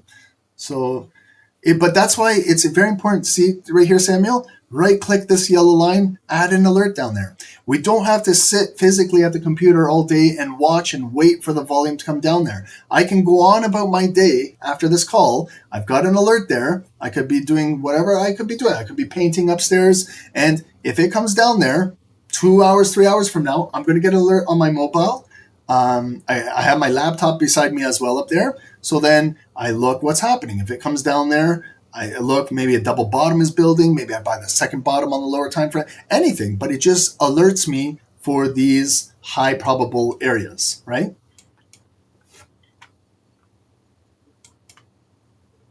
When you learn this concept, guys, this goes for everybody. When you learn that concept of waiting and allowing the market to come to you naturally, you're going to make more high probable trades. Your risk reward is going to get better. Your profit losses are going to get better. When you start reviewing your journals, you're going to start noticing that you're compounding your accounts. You're going to start noticing that you're not taking as much impulse trades as you were before. It just takes time to learn. For some traders, it takes years. It takes years to learn. Other traders can learn it in a month, right? It's just how you interpret this information and what you do with it. For me, it took me a long time to learn this because no one was teaching me this. Every time I was making a bad move, I was getting mad. I was revenge trading, and I couldn't figure out how to fix that stuff. So I was just throwing money away. I wasn't patiently waiting. I was trading on impulse, no discipline, no goals, nothing, just reckless trading. If I look back at those years and say, what the hell was I doing? It's just, I was young. I didn't know. I wanted to make a lot of money that get rich quick, and it destroyed me. It took me a lot of years to build back up what I lost. Okay, so now we're getting like a rejection right there. So if you want to attempt to sell, like it's a bearish engulfing candle coming down with 2 minutes to go, let's just watch the close of this candle. Will it engulf back down? Will it come back up? Will we be able to sell the next candle? Okay. And then after this, I'm going to move into US 30 and NASDAQ. Okay.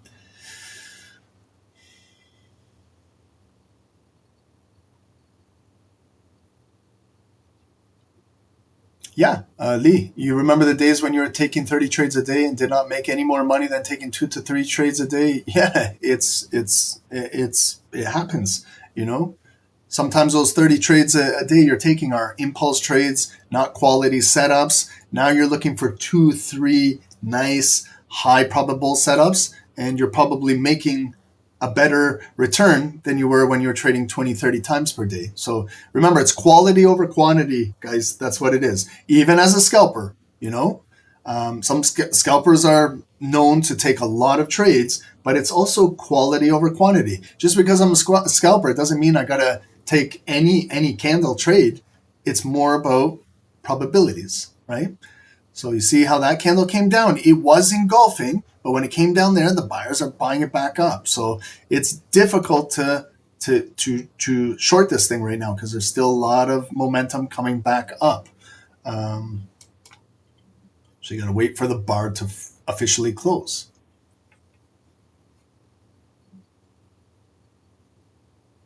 I agree. It's hard to journal when you're taking 30 trades a day. But when you're taking 2 trades per day, nice quality setups, it's easy to journal those. Review them 30 minutes a day. You know, you're only looking at 2 or 3 trades that you took as opposed to 30. So that's, yeah, I love it, man. Lee, congratulations, brother. It's all part of the learning process and you're doing it properly. So I can't say enough about it. Good job, man. Okay, so you see how we close with a bearish candle. Now it's pushing down. So if you kind of want to attempt maybe a sell, you know, right in here, we're still below. I'm going to go in. I'm going to go in for a sell. I'm going to place my stop loss 50% to the next zone above. I could also look back at some structure. So maybe, you know, 50% of that bearish candle is right there. So I'm just right above it. I'm in a sell, okay, to see if it will continue to hold. Maybe the second top could build. Remember, I was looking for a sell here, a sell here. Now I'm selling at the premium area. Okay, so I got a better opportunity to sell there. I know it's still fighting some bullish momentum, but came down back up. Maybe this will be kind of like that second M pattern, but we need bearish volume to continue to close below here, come back up and then break this and maybe shoot back down to there. Okay, so I'm testing out a sell, and guys, I'm going to just, you know, monitor this on my, because we're going to do Dow Jones as well. Okay, so I told you guys where my stop loss is. Yes, it could definitely get stopped out up there. But just looking to see if maybe can push down with this momentum and trade back down, maybe back down into this consolidating area down in here. Okay, so I'm just going to test it out below this bigger block up here. Again, it could consolidate here, but it could consolidate bullish as well.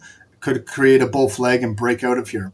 And then this, we have the 200 EMA and the 9 EMA. So if the sellers are strong, maybe they can close it below those EMAs and then have that next drop. But it could just come down there and continue building buyers and go back up. Okay, so I'm just going to continue to try and sell with this momentum pushing down from the higher time frames and see what we can do with this. Okay. Oh, again, sorry, I didn't measure the move. Okay, so when you're measuring, so you know, if it comes down to that green zone, approximately 20 pips, come inside right around there, about 35. If it can get down to that next green block, could be about 40 to 50 pips down there.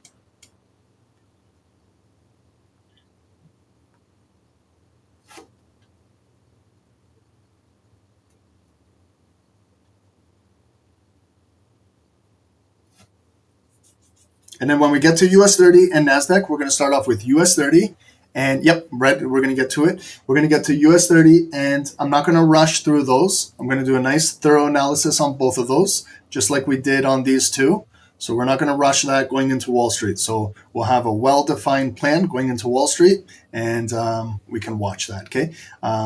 2 more minutes to go on this candle. It is bearish, but we still have not taken out this 5-minute point of interest right here at 3341. So I'd like to see if it can make a new lower low, push it back below this location here, but still strong buying momentum.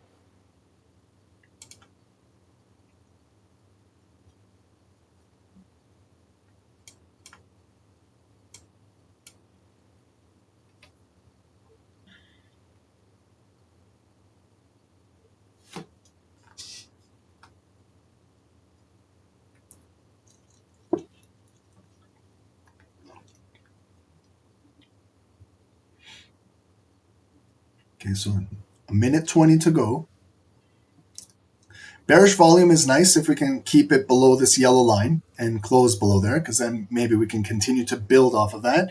But if we could close below this 5-minute, yeah, like right there where my cursor is, if we can close below there, that would be even better. But just like how it came down there, tweezer bottom lows, those are those equal lows right now. So can it continue to push down, closing below there? Then at least these 2 bars have engulfed that bullish one, and then maybe we can continue to work our way down. Okay, so we got 45 seconds to go, right? If you're just looking for just a quick counter move of 20 pips, if it kind of comes down to that green zone, that's a 20 pip move from where I entered. Some of you guys maybe entered from the top of the red zone. You guys could be up maybe 30, 35 pips right now, okay? And those are those trades with minimal to zero drawdown. Sometimes for a scalper, that's exactly what we look for. Just a move like that, drop 15, 20 pips, and just close the bar. Just close it out. And then look for another one. Look for another one. Sometimes that's all scalpers look for. Myself personally, I am a scalper. I try for the life of me to hold these things long with you guys on these calls. Okay, look, we closed right near the low. So if it retests, that red line could be quick resistance. Hopefully we get a shallow pullback and just break, and then we drop through there. Then that's when I start reducing my risk. If we can break this green block and go up maybe 25, 30 pips, then I'm reducing my risk to a break even, but I'm not there yet. It's a bullish ignited open. So it's a strong open at the green zone. Doesn't surprise me. Now it's coming up to test about 50% of that bearish candle right now. Okay, so can the sellers now absorb, and push this blue volume down to break? See how strong it is? So we got strong buyers still at this location at 3340. Okay, and it's a bullish ignited open. You ask me, how did that happen? That was a big bearish candle. It closed right at the low with no wick, and it closed right at the green zone. And look at how they opened the next candle.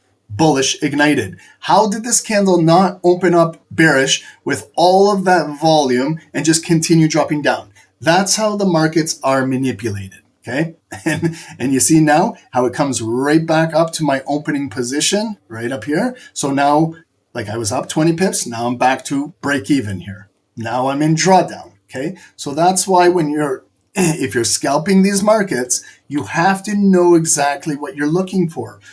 Otherwise, don't scalp. Go on a higher time frame and hold these bodies of candles on higher time frames. See, then you're watching a 15-minute candle unfold here. That's going to close in 3.5 minutes. Okay, the 1 minute, 3 minutes, 5 minutes are quicker duration. So you've got to have a sound plan with these. It's not easy. Believe me. It's not easy to educate either on scalping candles. Because a lot of traders don't understand when I get into a trade and it goes 20 pips right to that location and I say, hey guys, I closed out.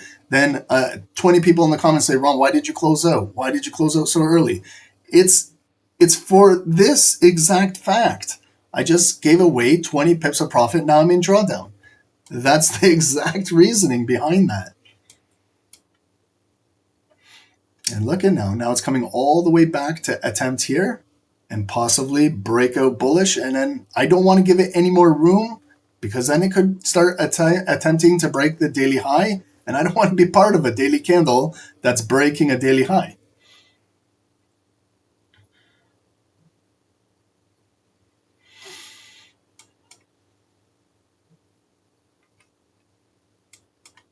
And that's what sucks about trading, because it came down bearish all the way down to the lowest point, and look how they open the next candle. Like, this shit pisses me off so much, and gold is notorious for this. Gold is notorious for this. Gold is one of the most manipulated securities on the planet.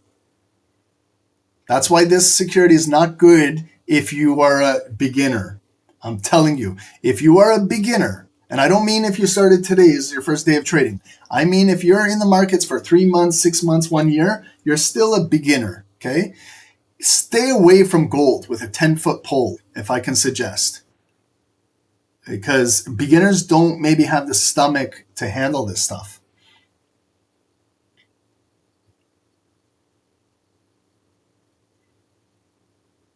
Why do I trade it compared to others? Because every time we come on here, then on YouTube or Zoom, everyone's going to say, Ron, why are we not doing gold? Why are we not doing gold? I've tried it. Trevor, I've tried it. I came on here and I said, guys, let's just do US 30 and NASDAQ. And there's an uproar. So, like, it happens, guys. And then the whole call is, why are you not doing gold? Why are you not doing gold? Then I'm on US 30. Then I got to go back to gold and we're not focused. So that's the reasons behind that. Like, I hate trading gold myself because I pay commissions on it. I hate it. I can trade US 30 and NASDAQ all day and I don't pay any commissions. It's got reasonable spreads and the volume moves really nice.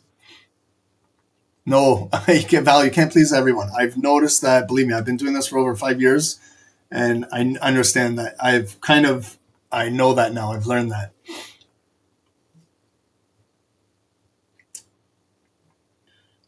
Okay, anyways, guys, if I get stopped out, I'll let you know. I got my stop loss placed. I'm still in it, still holding it, but in a little bit of minimal drawdown. However, if it does come up here, 3, 3, 4, 5, that's my stop loss. I'll get out of it. Anyways, let's go do some US 30 and NASDAQ. Here's the fun stuff.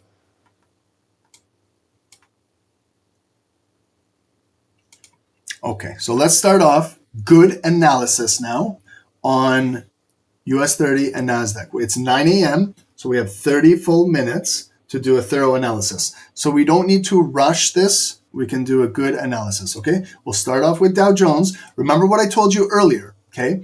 Berkshire Hathaway, Warren Buffett's company, bought a significant amount of United Health. And United Health right now is up in the pre-market 10%, up to $300 a share from $270 the close yesterday. So that is making a big impact right now in the pre-markets. Will it continue when we go into, I'm just going to close out the gold trade, okay? Because I'm closing it out right there. I got stopped out, okay? Because I cannot focus on two things at once. So I just closed out the gold. I lost on that, okay? If you guys are going to continue trading the gold, just continue follow these zones. I'm out of it. Now I'm putting all of my focus and energy now on indices. Okay, so I'm just going to switch over to US 30, check out the spreads now, and get involved in this. Okay, starting off on the daily, where I left off. Pre-market, big move on United Health. Will that carry over into market open? Possibly. Could there be a sell-off of profit taking? Absolutely. Will it continue to go up today? Possibly. Now, are we trading at the all-time highs, near the all-time highs, or new all-time high? So previous over here, that was a previous all-time high, back all the way. Like, I don't even need to look at the dates anymore because this is like in my head because I look at this every single day. This was December of 2024 going into the new year. We topped up there that we were going crazy. I remember when we hit that all-time high. Then it retraced back down and we came back and we revisited it in February of this year. There's your double top and then your drop. Okay, now continuing to go into the future, you can see we traded into this just recently, end of July, created that new all-time high and pushed back down. Now we're trading, are we trading above this red zone, in it, below it? What are we doing? So technically, where I have the red zone, that was the previous all-time high right there, orange line.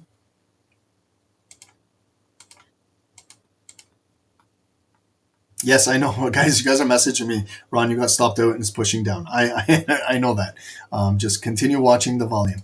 But over here, guys, okay, so you can see where I placed the red zone was those previous wicks, right? I'm keeping it consistent. And so the volume now, we're trading above it right now, but we have not closed with a daily bar above here yet for me to flip this red zone green. Maybe today we might officially close above here. And this going into next week, we flip this green and we can buy maybe pullbacks in here. But as of now, it's still a red zone, okay? Some key points of interest, not there yet. Let's just find one more demand area. Val, have a nice day at work. Enjoy your weekend. Thanks for joining us today.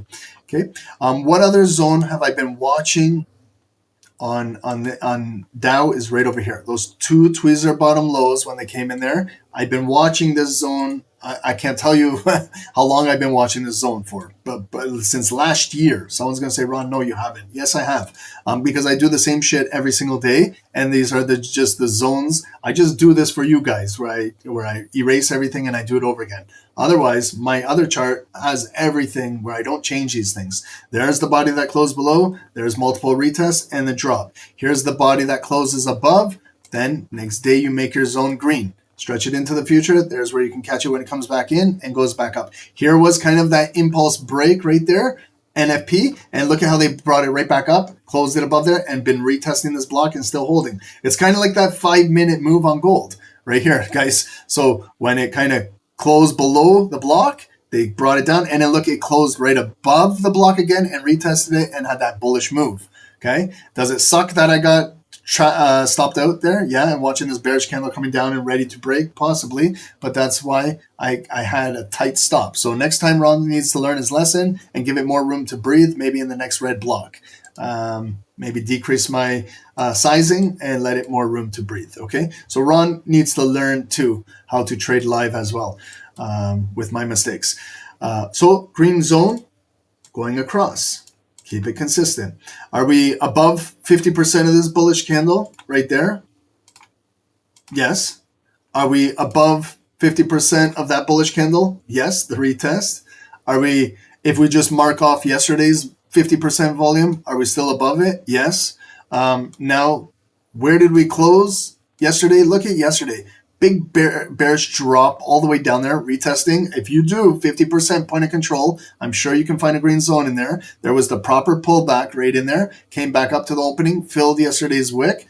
Wednesday's wick, closed right near the high. Look at today. We opened with a very little pullback. It's basically almost technically an ignited candle, but it's not. It's got, even when I place a purple line at the lowest point of the day, it's right there. So you can see there was barely any drawdown in today's candle. Just came down. We still have not came into 50% here and continue to push up. We broke the wick. There's the pop. Look at what we're filling back behind us. We filled the all-time high. There was the previous all-time high that we hit on July 28th. There's the fill, get up to that all-time high. I don't see an equal high or lower high rejection. It broke right through there. And we have a new all-time high. So this orange line, I'm just going to make it yellow now, just to represent a daily position. And I'm going to make my new all-time high orange line right up there. 45,281, 282, new all-time high, and now it's getting rejected back down. So will it come back down to this previous all-time high where it was resistance there, and now it could be acting as support at 45,154? Will it come deeper down inside? So then what I do is, if we lose this, is it going to absorb all of this blue volume and get back down to the lowest point? No, you got to look from in between the lines, this yellow line and this yellow line. Can we determine where 50% of those two yellow lines are? Right there, I'm guessing. If we don't need to guess, grab your Fibonacci tool. I know I'm talking fast, guys. This is where I'm not, you didn't put it up 2x or 3x on YouTube. This is when Ron starts to talk fast. Okay, so there's 50% of this yellow line. So if we pull back, maybe we hold right there, point of control, and maybe we can continue coming back up. If we lose that, then they might absorb the remaining volume we have and then flip it back down bearish. Okay, so very bullish right now. United Health was in the news. United Health is about 10% of the entire weight of this whole US 30 Dow Jones index. Berkshire Hathaway bought a lot of shares, is loading up. For what? I don't know, but maybe it was on discount for him. Remember, it used to trade at $600 a share. Then everything happened with that CEO where he got murdered, and then there was some fraud allegations and everything going on with Medicaid and Medicare and all that stuff in the United States, and it dropped it down to $250 a share, so $270, good discount. They're buying it up. Maybe it will go up to $300, $400, $500, $600 back in the near future. Remember, Warren Buffett and Berkshire Hathaway is not a scalping company. It's not a swing trading company. They are investors. They hold for years and years and years and decades. That's how he built all his wealth. Okay, so this might be another long-term hold for this security, okay? And you can also trade Berkshire Hathaway through the option chain if you like. I remember back in the day it was trading at close to $3,500, $4,000 a share. They have never done any stock splits, so it retains its high price value, but you can trade options.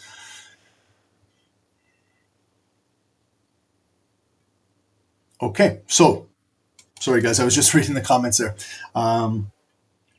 See, when it pushed up, now we have this. So if we continue now breaking a new all-time high, where could we go? This is called price discovery up here. So just stick with psychological numbers and levels. Okay, 45,500, you have to place a psychological line there. You could go in 100-point increments. So below 45,500 is 45,400.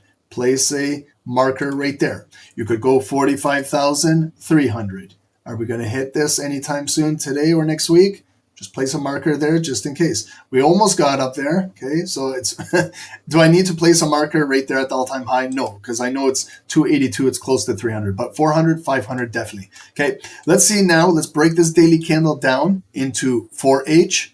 Okay, so this is the big push. We've had that 4-hour move. We hit the all-time high during, this is the European 4-hour candle, 2 a.m. pre-London, 3 a.m., 4 a.m., 5 a.m., 6 a.m. Closed bearish below, and we kind of opened. It came back up bullish, lower high, lower low, volume. So coming down into Wall Street, are they going to sell it off a little bit more and then buy it back up? So it looks like we already have a 4-hour top established in the market right here, where we can draw a little bit of like a supply zone and stretch it into the future. Are we going to revisit this today? Maybe a double top and drop at the all-time high, but our 4-hour candles are showing us that it came in there, pushed down, came back up, lower high, and pushing down with a new lower low. So this is intact right now. Now we can go into the 1 hour. Okay, so now we can see exactly at what time it was driving. There's the big move, 2100, 22, there's 11, there's midnight, 1 a.m., 2 a.m. is pre-London, there's London, 3 a.m. candle, 4 a.m. they brought it down, 5 a.m., kind of found a little bit of a bottom at 6 a.m. 6 a.m. is important to New York, it's pre-New New York trading. You know how we have after hours, we have pre-market trading. Some pre-markets start at 8 a.m. for some brokers, some start at 6 a.m. So New York bought that volume back up. It was a bullish engulfing hourly candle. Did not have any momentum to open and break that wick and drive back up to the red zone. It came back at 7 a.m. back down bearish. Then we had some news at 8:30 and it was bearish, came down there. You know, we're trading into about 50% of this big bullish candle back at 2100, and we got some volume still consolidating back up here. So we could definitely, you know, come back up. If I'm looking at an hourly support level right here, use your daily as your point of interest. And do we have hourly bodies opening, closing right around here? Yeah, we do. It closed, came down, back up, closed up there. That impulse news candle broke. So we can identify that as a white line. That's our hourly low right there. Are we going to revisit this in New York? 45,125. It came back up and closed. We pushed back up, but look at 50% of that hourly candle white line. We are still below it, right? 45,199.75. You could just put it to 200 exactly. Psychological is 50%. Came up there, lower high. We got a shooting star candle. Will this hourly volume in 47 minutes going into 10 a.m. close back below here, and then we're dropping back down, okay? Or will it come back up? So you can start to see the move of the market right now. Look at the big pump we had, all-time high, coming back down, maybe creating a neckline here. Will we come back up here, get rejected, come back up? That's a double top. Maybe a bigger drop, right? Allow the volume to come to you. You don't have to wait all day for this, but put a signal in here. Put a pending alert. Where? Right in the middle. Body, body. That's exactly 50% of that red zone. I guarantee you that. Okay. Now what I do is I right click it, add an alert, created it. My clock is there. If it ever comes back up to me this afternoon or next week, I'll get alerted. And I know that it's a second top of the all-time high. I could be looking to sell that move. If it closes above there, guess what? Then the market is still bullish. Then I move the red box to a green box, and I could be getting another alert to buy that pullback and drive for a new higher high, all-time high. Okay, it's that easy, guys. It's basically that easy. Just let the volume come to you naturally. If you're going to take an impulse trade, have impulse rules. If you're going to wait for confirmations or retests, you have confirmation retest trades. If you manage your risk properly, you'll do good as a trader. If you play games and you want to gamble and you don't want to trade on impulse and this and that, you know, good luck. It's not easy, okay, to sustain that. Okay, so you see now it's kind of forming a little neckline. If we go into the 5 minutes, okay, we can see the 5 minutes made a double top up there. Okay, so they came up all-time high, pushed back down. Look at when they came back up, lower highs. There's that drop. Bottomed out right there, coming back up. Okay, so I can see now the 5 minutes are making a little bit of resistance. They have a zone. Look over here. Red, red. Sorry, I know I'm not colorblind. It's red. It came in there, pushed back down. Came in there. There it closed above.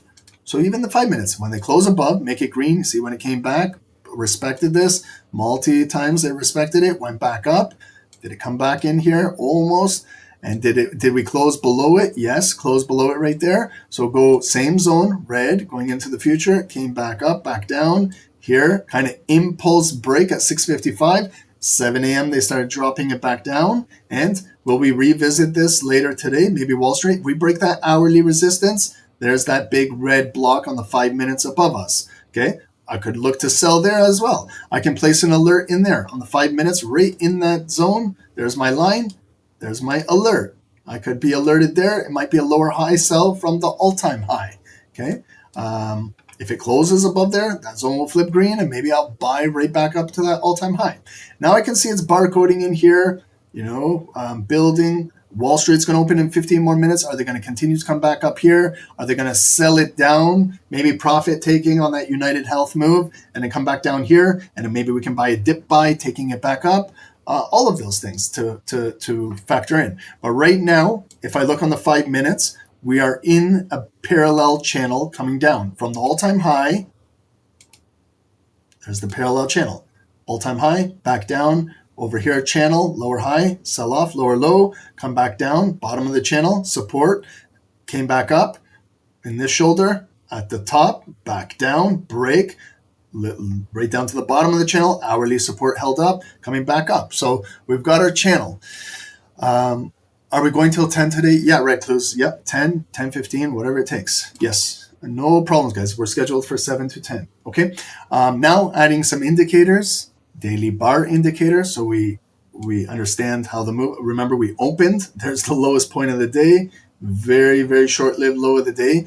Big bullish volume all day today, where we came up and made the new all-time high right over there at 245 prior to London market opening up. And you can now see the selling pressure, making that coming back up, lower lows, lower highs, lower lows. And that's the wick of the daily candle with this much bullish volume still left going into Wall Street in the next 15 minutes. Okay, we can add some EMAs. I know the charts are looking busy now. There's an EMA 9 and an EMA 200 right here going into Wall Street. Okay, so that's a good analysis on US 30 for us today. Good levels to look at. Okay, let's do the same with NASDAQ. Let's just take a quick look at gold. Oh, can I swear? Can I swear? Fudge.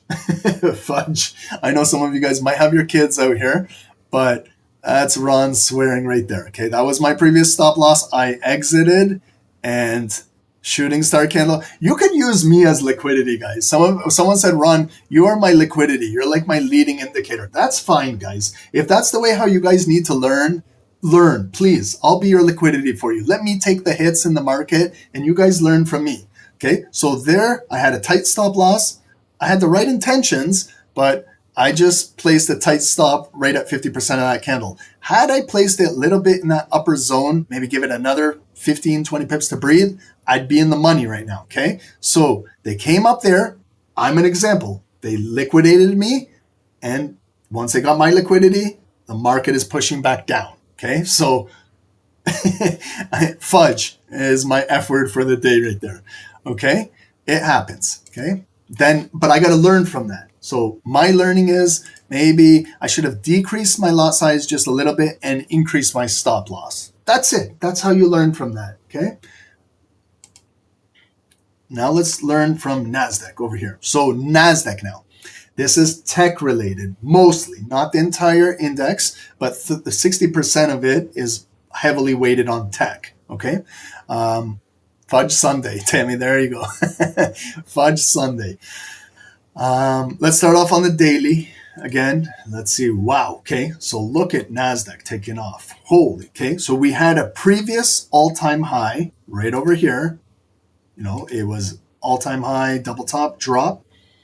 Revisited it months later. Okay. Same zone, but now we got some bullish volume closing above it. So same thing. Go green. Stretch it into the future. Have we came all the way back down to 22,000? I guarantee you there's pending orders waiting to buy this. They've been waiting for months now, from June, from July, from August. Like they're waiting in here to buy that pullback and the market keeps diverging away from them, okay? So if you ever want to put an alert in here, put it. Put a yellow line in there. Place your alert. And if it ever comes down to you, that might be a great opportunity to look to buy NASDAQ. You're buying at a discount and you're buying at a premium level where there's a lot of buyers probably accumulating in there, okay? But when it gets down there, you got to use a little bit of caution. It might come down there, right in there, and go back up. Yes, that could happen. But it could also come in there, break, and then close above, and then retest this. False breakout. We've seen that today on some securities. It could also, option 3, selling pressure is really strong. Break, close below there. You got to flip that zone red. It might get rejected, and then you got to short sell, okay? But something will happen at that zone. It will be one of these 3 options, okay? Option 1, option 2, option 3. You know when you want to learn about option trading? There it is. I'm giving you 3 options. But if you know who will get rewarded? Whoever's patient and disciplined will get rewarded, okay?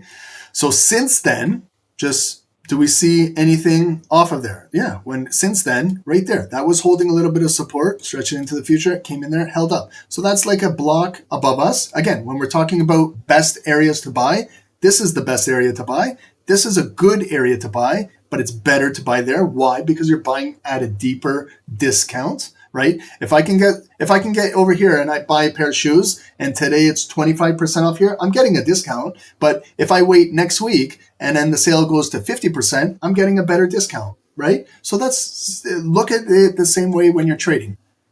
Okay. And then over here, we had a little bit of resistance. You can see the bodies of volume, right? I'm always looking at the bodies of volume. I see the impulse. That was a previous impulse all-time high break, but look at the bodies of volume. If you stretch that into the future, now we closed above it. Look at the 3-bar play that was pronounced at that block. Make it green, okay? This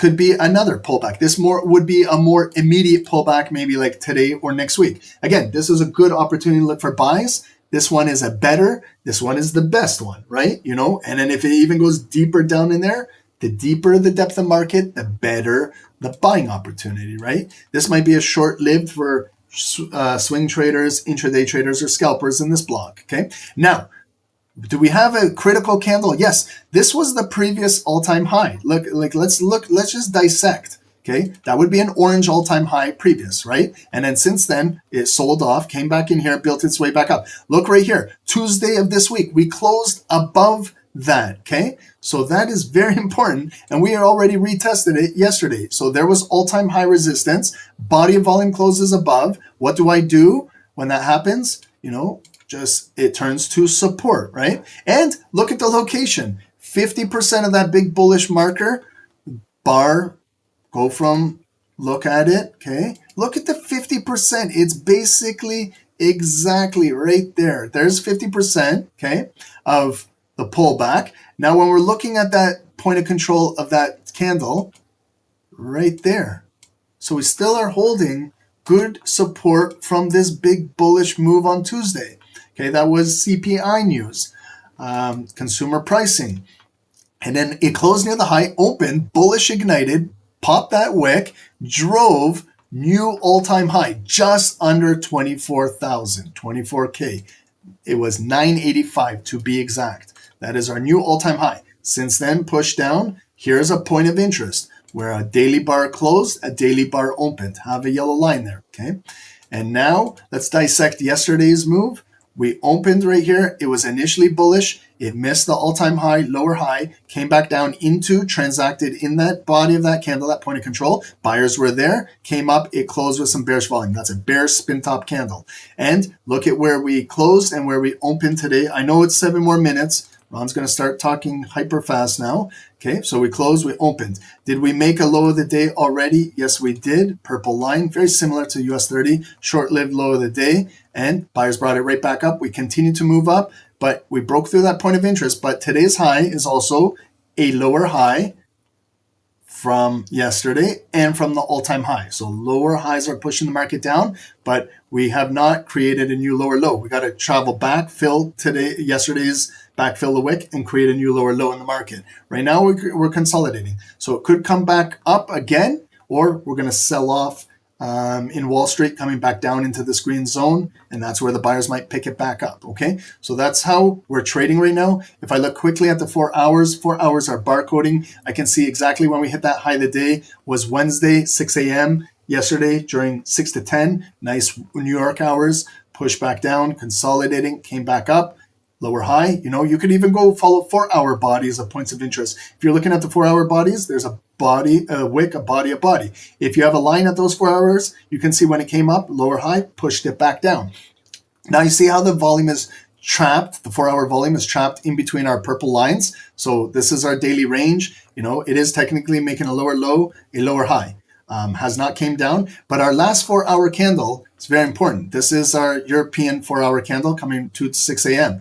Very bearish, made the highest point of the day, came back down, and we've already kind of retraced back up already. So if I'm looking at 50% of that 4-hour candle, it's got to be somewhere right around here. It's already been rejected. So if we lose this bullish volume in Wall Street or going in, you see how much we could drop down? It could definitely fill that wick and drop down into the green box. If buyers are there, they got to continue to ask to trade up here and maybe break out. So that's how it looks on the 4 hours. On the hourly, this is what we see. Big drop, come back up. Staircase going up, during futures session, leading into London and 4 a.m. Elevator coming back down. We're kind of staircasing our way back up to 50% of that hourly candle at 4 a.m. So what I do is on the hourly, a white line, if I cut it in half, this bar from the open close, to me, that looks like 50%. We did close above it, but then look at, they engulfed it at 8 a.m. and right back down, and we've already retested and pushing down. So we could definitely continue to sell off when Wall Street market opens, lose our daily low, and sell, and then we've got hourly body and a body right there. So point of interest on the hourly would be right there. If we lose our low of the day today, let's see what happens at this white line at 23,762. If that doesn't hold, then we're filling these wicks and trading back down into the deeper daily buying area, okay? And we'll see if the sellers overtake that or if the buyers are there, okay? On the 5 minutes now on NASDAQ, it's kind of consolidating. We had the big drop, okay? And then it kind of consolidated, pulled right back up into here, pushing right back down. Look at how it's just consolidating in here. We're going to get a big move come Wall Street market open. We'll see how it builds. It's at our daily bar indicator. So remember, we opened, right there was the opening. We came down, we made the low of the day, flipped all the way bullish. That's when we hit the highest point of the day at 305, London market open, 5 minutes. And since London, you can see we dropped significantly. New York pre-market picked it right back up, trading back down here, making higher lows. So we could definitely break out of here. So far, it just came down, grabbed a big wick, building. We could have an impulse breakout. So if you're kind of scalping and you're looking for a few pips, look for your zones of interest right here. Look at, how can we not acknowledge this 5-minute zone? Right there is resistance, turn to support right there, back to resistance, there's resistance. So even if you're just measuring from 8:30 white line to 8:45, like a quick 15-minute, 1-minute pump, but it could break out of there and come to that daily position. But let's keep an eye on that. You could look at it as building a whole double bottom. Look, all this garbage is one bottom. There's our big neckline coming back down. All of this garbage right now is a higher low, didn't hit the double bottom. There's that breakout to that white line, or to the red line. Sorry, that impulse 15 pip move I was just talking about. Sometimes as a scalper, these are quick, easy moves to get these quick little 1-minute fills. If you're watching to see and following that big liquidity, it came down bearish, came to that daily position and flipped, and kind of just wants to fill that imbalance right back up to there. Okay, adding EMAs now, 9 and 200, we're right at it. Let's put these two charts side by side with what do we got to spare? 1 minute, 20 seconds for Wall Street market open. Okay, US 30 was very bearish just now, came down there, picked up a higher low, continuing. We could see it move bullish right through here. Okay, gold. Guys, yeah, that's where I had, right? Coming right back down into that zone right there. So if you were still in that gold sell, congratulations if you got it. If you were following the SSD signals, that was the best area. 45 was the best area to sell. If you're in, congrats. But now let's watch the way how the markets open up over here. Okay, and please figure out what security you're going to be trading, US 30 or NASDAQ. Have rules. Are you trading right away the impulse breakout, or are you going to be waiting for the first 5-minute candle close, 15-minute candle close? We have 10 a.m. news. We got University of Michigan sentiment reports and expectations of inflation coming out. Okay. Okay. Let me take a quick breath and grab a drink here.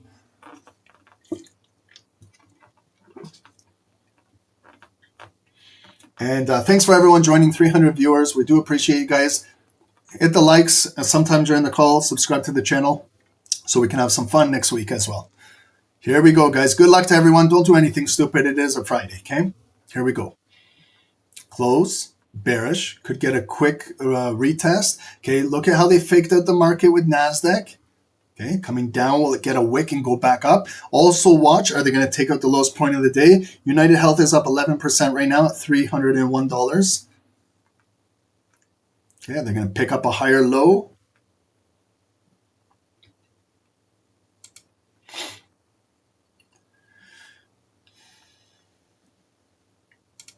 Okay, so it sold off right back down to our green zone, caught some buyers coming back up, still have the bearish candle. Look at that one, just opened, ignited. So you see how they faked out those buyers pre-market? right below that red line. That's what I was saying. If you're in an impulse trade and it gets those 10, 15 pips, you got to be quick on those moves. And then they opened it up bearish igniting. So they're just pushing the market down. This could be a quick sell-off, profit taking, could buy it back up. But right there, notice it took out the lowest point of the day. So it's got a new lower low. Look at the daily candle. Whoa, I'm not selling that. Sorry.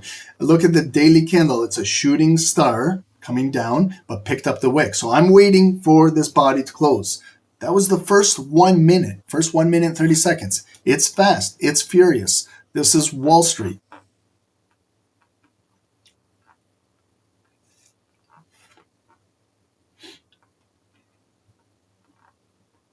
That's why I always say, if you're in a trade going into Wall Street, you like if you were in a buy, and then sometimes you don't have anything, you can't do anything, right? So that's why I always say, if you're in a buy, think about going to a break even, think about securing a little bit of profit, because they can switch the markets in a heartbeat and really fast, like 10 seconds, and you don't even have time to react. Sometimes on news, red folder news, it's very, very similar.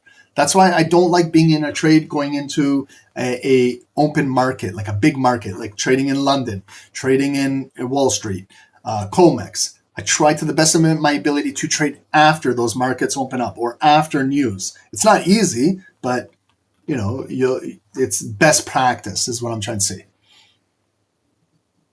Okay, so I'm not in a trade. I'm continuing to watch. I want to see how low it goes, where it will close, maybe a point of control of this candle to continue to trade, or the next 5-minute candle. Is everyone okay? I know I'm talking fast, okay? But I enjoy talking fast. The faster I get talking, the more you guys will learn, okay? So, but someone said, Ron, you talk too fast. I can't understand you. I think it's the Canadian accent. Efren, you're still alive? Good. Okay, so we got a big sell-off on US 30. Okay, so that's what I always say. When something is happening in the pre-market, like United Health up 10%, remember, maybe a lot of these guys bought in the after hours or going into the close. Think about yourself when you're up 10%, but options could be even up 100%. So these guys now, as soon as the market opens, they're happy. They made their money. They just want to get out. They want to, so they're selling, like just to get out, close their position. So it could be initial profit taking of a big overnight move. And we'll see if Wall Street kind of picks it back up, or is this going to be like forecasting a bearish day? So I always look at that too, because sometimes when I'm in profit on a swing trade overnight, and as soon as 9:30 hits, I want to get out. I maybe realize 5-10% overnight, and I just want to get out, and I've made my money. So that's kind of what's going on in the markets right now. There's probably a lot of traders that made a lot of money overnight, and they're just looking to get out. That's one factor, not the only factor, okay? So let me just make that clear. That's not the only thing why it's causing the market to be bearish right now. There's various other factors. Right? Google, Meta, and Amazon are up, Nvidia down. Yeah, but that could just first 5 minutes. We'll see if that kind of changes during the first 15 minutes of market open. Steve, you love how I can laugh the loss off. It's part of the game, like that's why I always say, guys, there might be some live traders that are scared to come on here and show their losses. I know it's part of the game. I'm a trader just like you guys. I take losses. That gold one, I'm laughing at it. They tapped me out by a few pips and then had to move. So you can just look back and laugh, learn from it. It's normal. I'm not over leveraging, so I can hold trades. I can watch them. I can laugh at them. I don't want to laugh at too many, because then you got to be serious at times too. But you got to know as a trader, guys, you win some, you lose some. There's going to be break evens. Part of the nature of the game. No trader is perfect. If I was to come on here and say, guys, I'm a perfect trader, I always make money every day, I would be lying to you guys. It's not in my nature to do that. I tell you guys, I have tough days in the markets just like you. Sometimes I can't read the markets. I get my 3 strikes and I'm out of the game. And then I'm right back to my review and my journal and learning just like you guys. It happens, guys. I just want you guys to know it doesn't matter what level of a trader you are or how much experience you have. These markets are tough. They're tough. They're volatile. They're very, very tough. Okay, so we had a big bearish candle, 5-minute candle come down for US 30 right to the low of the day. They have not broken that low of the day as of yet. NASDAQ did break. So if we can kind of get, maybe if you're looking to sell a pullback, use the yellow line as the point of reference, and go a little bit below, a little bit above it. So that would kind of be the point of control of NASDAQ to sell. Where's the point of control of US 30? Grab your fib tool from the opening of that candle to where it closed, right there. Okay, see my 50% is my white line where it was the hourly.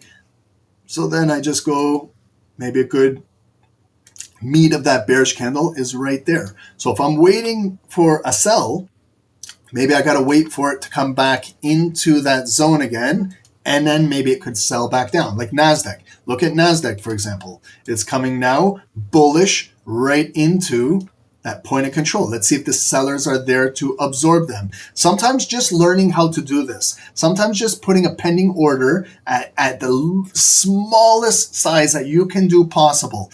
For most traders, it's micros, 10 cents a pip.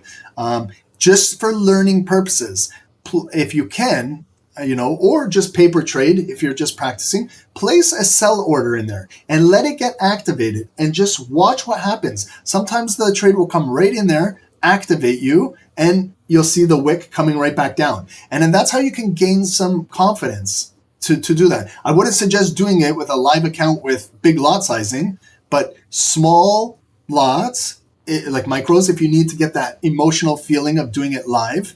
And if it goes against you, if you lose 20, 30 pips, you're down $2 or $3, you can maybe recover that. But paper trading, just open up a demo account, practice. Look at that, guys, how it came right in there and push right back down. Sometimes you can get in trades with minimal to zero drawdown and you snipe that entry. Like you could be up right now, 20 pips, just got filled and drop. Okay, it's good to practice, to learn that. Because then once you get better and better and better in the confidence to do that, you're going to start to understand the importance of the point of controls. Not just me talking about these every day. You're going to understand why they are important. That's the buildup of sellers that did not sell the opening candle. And that's the best premium area to sell on a pullback.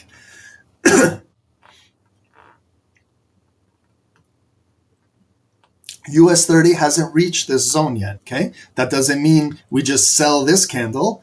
You got to patiently wait for it to come back in there.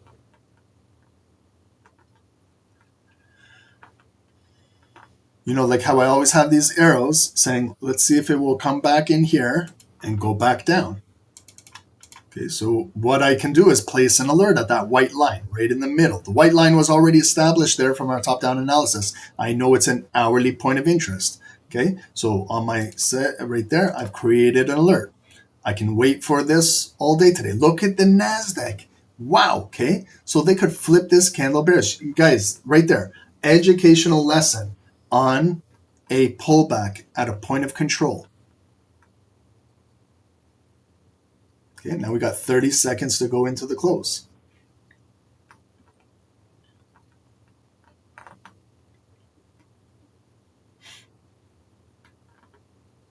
Gold breaking down. Yes, I see that. Gold breaking down. So close below there, green box red, just go through the motions.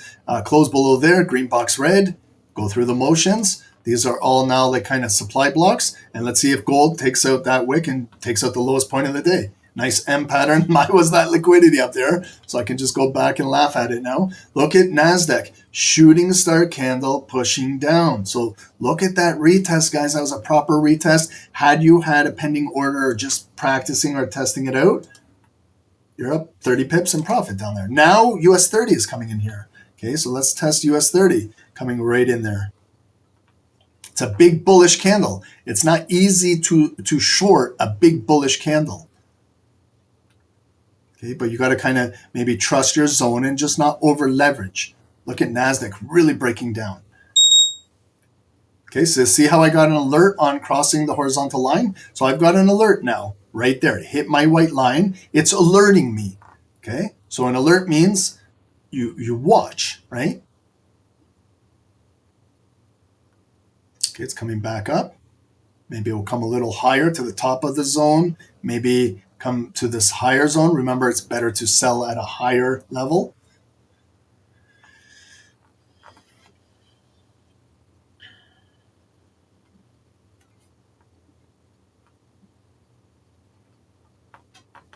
Yeah, United Health is still holding its 11% right now. So it's up to 302.60. So United Health is still pushing. Tech could be selling off. A lot of things, someone said, Ron, these are not correlated. But if you think about it, could be tech sellers selling tech, and then with their profit, what are they doing? They want to invest it somewhere else, unless they want to sit on dry powder. Then they could be buying up US 30, right? Moving it over from one index, taking their profit. Maybe tech is cooling off. Trump is threatening tariffs on tech. That could be a signal to get out of tech. Tech is already traded at all-time highs. I guarantee you there's a lot of long holders realizing profits now. Now that you have profits realized, where do I take my profits? What's my next investment? Could be coming now into, like, for example, US 30, because Berkshire Hathaway is buying up United Health. It's just a transfer of money back and forth, back and forth. When tech is going up, it's eventually going to sell off. They realize profits. Maybe they buy gold. Like gold goes to all-time highs. Gold's traders realize their profits. Where's their next move? Maybe they'll buy crude oil. Do you guys understand what I'm saying? It's just moving money from one security to the next security. Same with me. I realized profit on a trade I did the other day on some weed stocks. Took some money out of that. I moved it into American Eagle, made some money there, closed that trade. I went back into, I'm looking at shorting Roblox in the near future. Just moving my money from different security to different security, buying and selling. That's how, guys, if you understand that, like, look right now, the market, like, tech is selling off. Trump was threatening tariffs starting next week. That could be why tech is selling off. And United Health is moving up with Berkshire Hathaway, and United Health is the biggest security holding in Dow Jones, and it's got big bullish candles. So you see how they move, guys. They're like intertwining. Think like an investor. Think like an investor, guys. I know I'm a scalper, but I'm still an investor in the markets. I like passive income, things like that. And sometimes these reach a bottom point, and then there's going to be buyers who want to buy it right back up. So it just broke that hourly level. Now we could see maybe a candle flip green, and maybe we could look to buy. Sorry, guys, I'm just not yet waiting for this bar to close. Maybe I kind of want to buy maybe a pullback now. It's kind of discounted right now. It's got a nice bullish candle coming back up. I could look to maybe buy this imbalance to come back up to the red zone, and maybe realize 20 or 30 pips of profit, okay? Here's the close in 1 minute. Let's see how high it will get back up to. Will it close? Is it building a little base of structure right here at the 5-minute point of interest right there?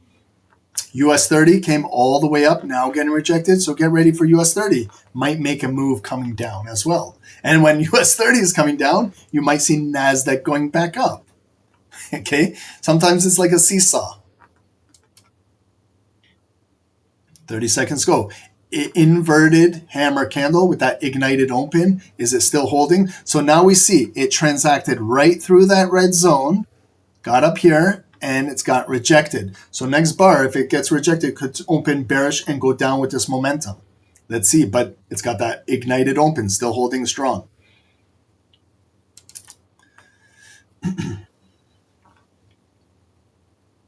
Trevor, have a great day. Have a great weekend.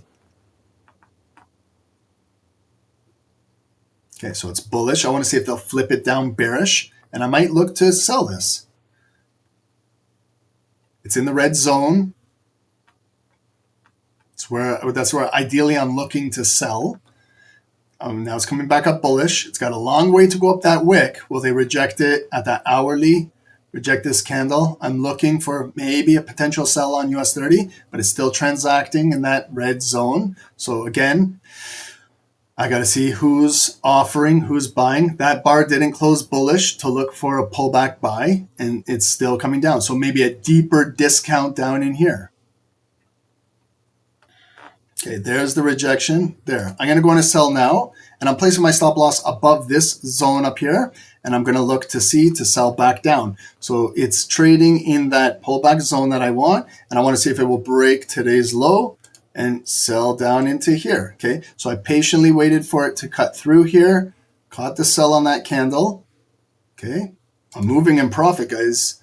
You know, that's 20 pips down there. Remember, if I'm looking for these 20 pip scalps, all day you can look for these with zero drawdown.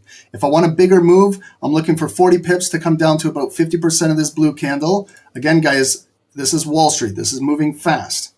So you got to kind of move fast with me here. Nasdaq is breaking down, but you see how I just waited for a proper retest and picked up 20 pips unrealized. I didn't realize them yet, okay? I want to see if it can continue to push down maybe to 50% of that candle. Will this volume engulf and trade back below the red zone and then get a bigger push down? Yes, it could bite me in the ass and come back and build back up, but that's why I put my stop loss above the next red zone. Sorry, guys, I have a scalper's mindset. Like, it's hard for me to get this out of my head. Like, normally when I'm trading, 20 pips, 20, 30 pips with zero drawdown, boom, boom, boom, boom, boom. In and out, in and out, in and out. I trade a little different for you guys live because, I don't know, I want to show you guys a close of a candle and things like that. But sometimes I get rewarded by holding. Sometimes I get clapped. Part of the game.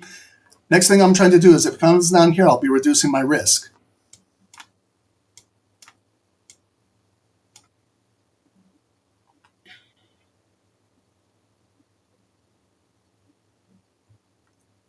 So we got 2 minutes and 20 seconds to go. Nasdaq is dropping nicely. Remember that yellow line in there. Okay, that's a 50% pullback in a nice discount buy area in this big daily demand zone. Okay, there we go. We got a nice bearish bar coming down, about 30 pips now. Okay, that's 30. Getting down to that red line is about 40, and that's about that point of control, that big bullish candle. We could also look for a bearish engulfing candle closing below here, and maybe we can continue to move with this momentum, okay?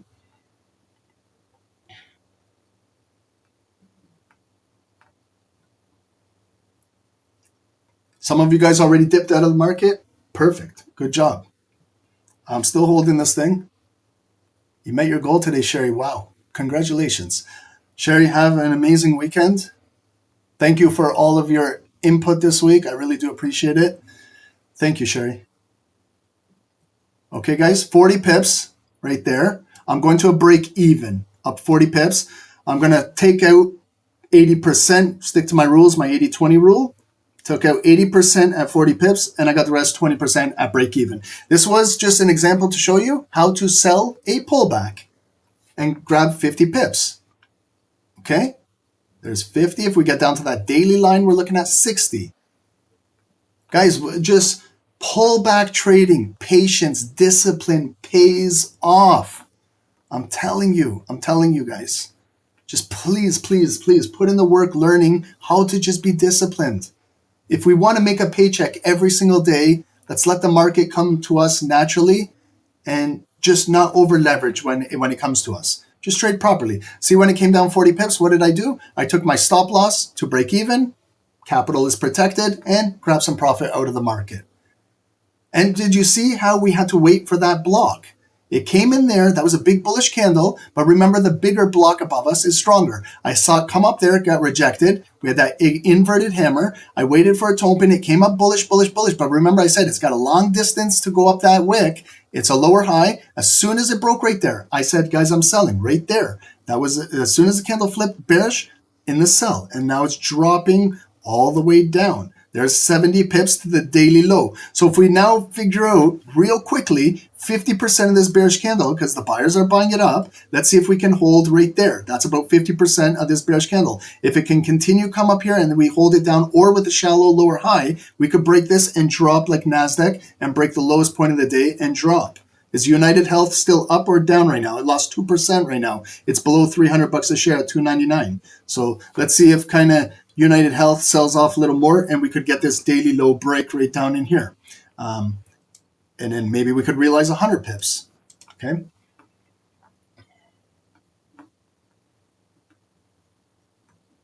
I still have 20% in here, so I'm still invested. 20% still a lot. Notice yellow line right there. It closed right at the yellow line, guys. I can't make this shit up. Everyone says, Ron, are you making this up? No, I'm not. When did we place this yellow line? Go back, rewind the video. We placed this yellow line here when we did the top down at 9:15. Okay, the time is now almost 10 a.m. So see that big bearish candle, bearish candle, bearish candle. Look at where it closed, right at that yellow line. Okay, we got a beautiful retest, came up. Sellers are there absorbing. All we got to do is just break this purple line and drip a little more, and then we can maybe realize 100 pips of profit down there. Okay, look at NASDAQ. 50% is right there at the top of the green zone. Like zones, I really help, guys. You know, if it came up all the way up there, there's 50%, but it's a lower high and they're pushing down. There's those kind of equal bottom lows now. Those are those ugly kind of like tweezer bottom lows, almost, but it's holding the market. Same with Dow. You see those little tiny 5-minute wicks right there? They're equal. That's what's holding it up right now, okay?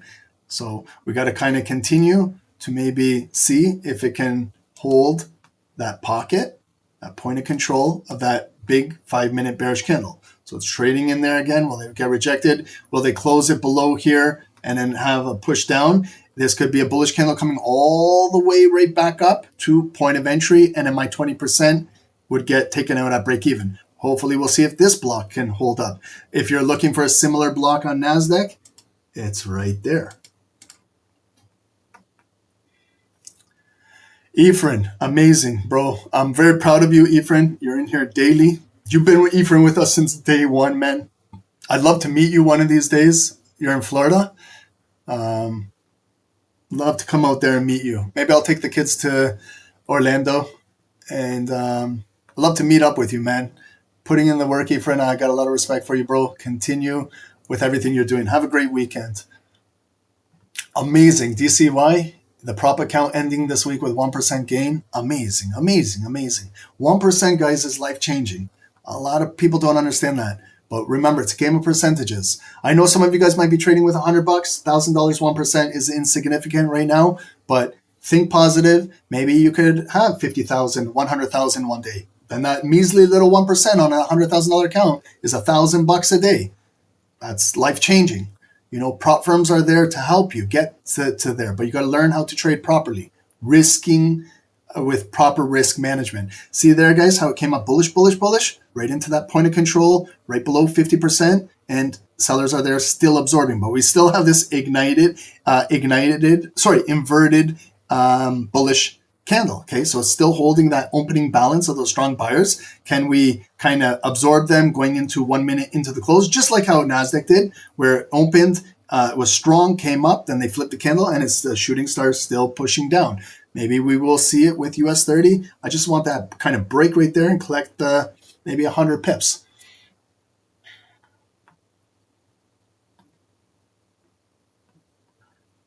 And I admit on gold, they got me. Remember, I was in the sell right here, had my stop loss right there. That was my stop loss. So they got me, and so it's just stop loss placement, guys. You know, I got a little cute with my stop loss, just right above that 50% of that candle right there. I could have just put it right into that upper red zone, and I would have been safe in the money on gold. So just like that, just proper placement of stop losses.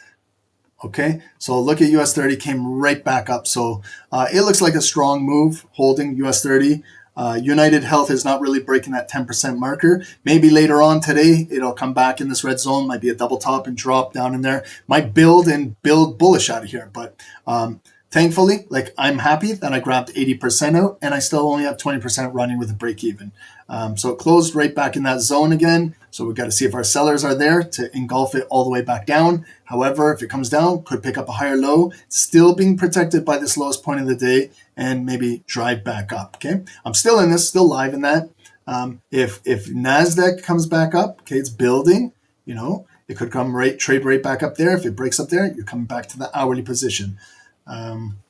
We do have red folder news too, guys, in 5 minutes, 10 a.m. There's red folder prelim University of Michigan consumer sentiment reports coming out in 4.5 minutes, and our University of Michigan inflation expectations coming out in 4 minutes. President Trump is just, they added this right now. When is he speaking? I don't know, but he's due to hold a press conference with Russian President Vladimir Putin at a summit in Alaska. So, that could be volatile. Who knows what they talk about in there? Could affect everything. Gold, crude oil, Dow Jones, NASDAQ, the American dollar, everything, okay? So be careful when he's speaking with Putin. Could affect everything. Oh, wow, we got a bearish ignited candle pushing down right in our red zone. Let's go. Let's break this low. Come on, let's just, don't do those three tweezer bars. I want to break now because we're going into 10 a.m. news. So just break. Come on. Oh, shit. Oh, wow. There we go. Come on, break it, break it, break it, break it. Let's do something here to break it. Come down to this magnet. Come down, so we can get ourselves 100 pips. Let's go. I'm going to try and bring it down. Okay, come on, it's coming. Okay, I'm going to take out my remaining 20%. I'm happy. I'm good. We broke the daily low. I'm closing my trade at 90 pips down there. The remaining 20% is coming to the magnet, guys. I'll pull it down for you guys. And hopefully you guys can pip and dip and grab some pips out of there. We got those red folder news coming up, so I just want to be out of this. See how the red block held up here? Even that big bullish candle coming in, point of control, and look at next bar, boom. So you see how important points of control are on candles. Learn this stuff, guys. Learn it. My kids are learning this. It's easy to learn. Easy to learn. Simple strategy. Okay, nothing complicated about this. And there's nothing complicated about taking some money out of the market, how I just did right there. And I'm out of that trade completely, okay? So I tried to bring it down as much as I could with this magnet. Hopefully we'll, and if you guys are still in it, remember, we're going into news in 2 minutes. If it closes below here, it could continue to push down with that news. However, it could rotate right back up and retest these levels.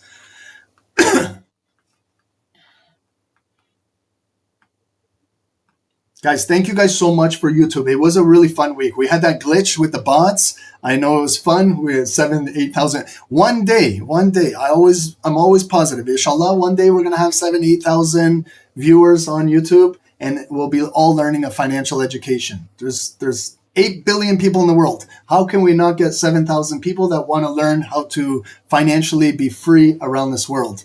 We'll find them. But we appreciate you guys on YouTube. Consistently hitting the like button, subscribing to the channel, hitting the notifications. Here's our analytics right now. Yes, we got up to 500. Thank you guys so much. So we hit a milestone, 82,500. That's a psychological level, just like if we were trading at all-time highs. So thank you guys so much. Look at us making all-time highs, breaking through resistance. I love it, guys. Thank you guys so much for this. We're on our road to 100,000. You guys will be part of all of the success with SST.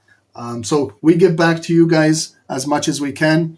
And thank you to all of you guys in Zoom for coming on Zoom and going into YouTube and hitting the like button and commenting and helping the algorithm and all of that, guys. We do appreciate everything. Monday morning, I do have a doctor's appointment with my daughter at 8 a.m. So I'm going to hopefully be back by 10 a.m. We're going to do a post New York. So if you guys can trade and analyze Monday morning markets, I'll come in and I'll help you guys from 10. We'll go till like maybe 1 p.m. So we'll go through after Wall Street, all the news, and then maybe we'll trade maybe some good volume after. So Monday will be post New York around 10, and then we'll go back to regular 7 a.m. for the rest of the week, okay? But we'll release the schedule next week. Let's just stay for this news right now. Here we go. Here's the news coming in. Whoa! Beautiful move. The magnet is coming down. Oh my God. Right down to that yellow line. Holy shit. Oh my goodness, guys. Wow. Okay. So sometimes you benefit if you're in a trade and you got the right direction. It opened ignited bearish and just dropped right down to that daily yellow line.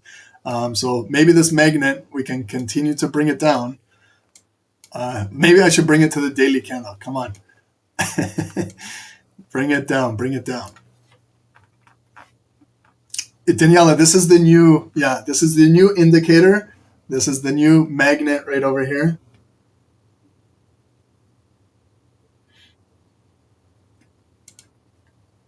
Yep, this is the new SST indicator. Bringing it down. This indicator is priceless. This will cost you $1,000 to buy this off of me. It's a priceless indicator. You can pull the markets in your direction. $1,000 for this. I'll sell it to the first bidder. $1,000. But guys, we had fun. I got to go do a few things. It is a Friday. I got to run some errands today. Hope you guys enjoyed the call. Guys, our free Telegram group is right over here. Join our free Telegram. It's pinned at the top of YouTube for everybody. Congratulations on those sells on our signals over here on the gold sells. If you guys got them, perfect. There's the 3340 and the 3345 sell, making some money, guys. So congrats if you guys use the signals. Perfect, guys. Great setups, can help you throughout the day. Not just commodities. There's indices. There's good news coming out as well, like to help you with some sentiment. All of this stuff, guys. So if you want to join the team, join us. StockSniperTrading.com. The best time to join is over the weekend, so we can get you all connected, and then you can start reviewing some education, learning. Learning is knowledge. Learning is power, guys. I'm a student to this game. I'm learning every single day. Doesn't matter how many years experience. Every day is learning, right? If you want our free blogs, there's free blogs available here. Everything we do talk about, important stuff. We'll have more blogs coming out next week. And guys, awesome week this week. Thank you for all the likes, subscriptions, all this stuff. And hopefully maybe Dow can continue come back down. Might see a little reversal on NASDAQ. Guys, things don't always just fall down, right? There's going to be times where they got to pull back, and then maybe they might go back down. That's what creates double bottoms. Sometimes they come back up. That's what creates double tops. Remember, it's all about pattern recognition and continuing to learn. Okay, guys? So thank you guys so much. Have a happy Friday. Jummah Mubarak to everybody. Have a blessed weekend. And we'll see everyone starting Monday again, just after 10 a.m. Because I do have a doctor's appointment Monday morning, and then we'll go back to regular timing. So hit the likes before you leave YouTube. Let's pump up those likes. Subscribe to the channel. Hit your notification bell, because Ron is crazy, and he'll come on any time. I'm like Donald Trump. I don't sleep. So I'll be coming on here any time of the day. Some London sessions, pre-New Yorks, New Yorks, post-New Yorks, Tokyo sessions. Come September, you're going to see I'll be doing a lot more analysis and trading with you guys, because it starts to get cooler here in Canada, and I won't be enjoying the nice warm weather. Okay, guys? So have a good weekend. Red Clues, thank you for everything. I appreciate you. Boom. Dow closed. Job done. Weekly goal met. My man, you're killing it. Off to the garden for a beer and sit in the sunshine. I'm probably going to do the same thing. Let's cheers to you, bro. I'll probably have a smoke too. Boom. Appreciate you, boss. Good job, man. I really see you killing it lately. Amazing. Very proud of you guys. Guys, everyone on Zoom, very, very proud of you. All your individual successes, very proud of all of you guys, okay? So let's just continue with the momentum. Let's build off of this. Once you get it rolling, it's like a snowball. It just starts compounding, and the snowball you don't even have to push it anymore. It just starts going down and keeps compounding itself. So good job, guys, everyone. And on YouTube, have a blessed weekend. We'll see you guys. Thank you so much, guys. Have a great weekend.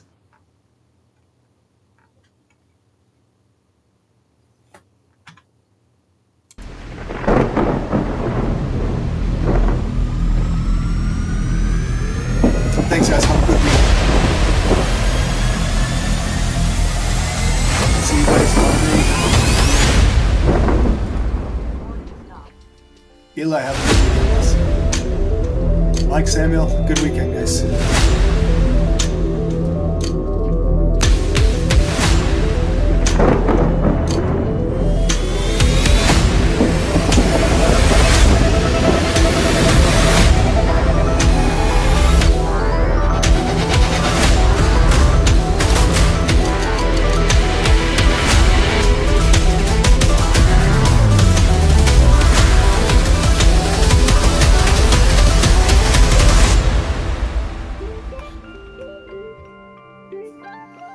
Hey guys, good morning, welcome to the live session of Stocks Number Trading. My name is Dave, guys, my partner is Ron. Let's get down to business here, guys. In on US 30, sell. Okay, I'm jumping in. Guys, that's a 100 pip drop. Yes, we caught it. Hey, guys, 200 pips, please secure.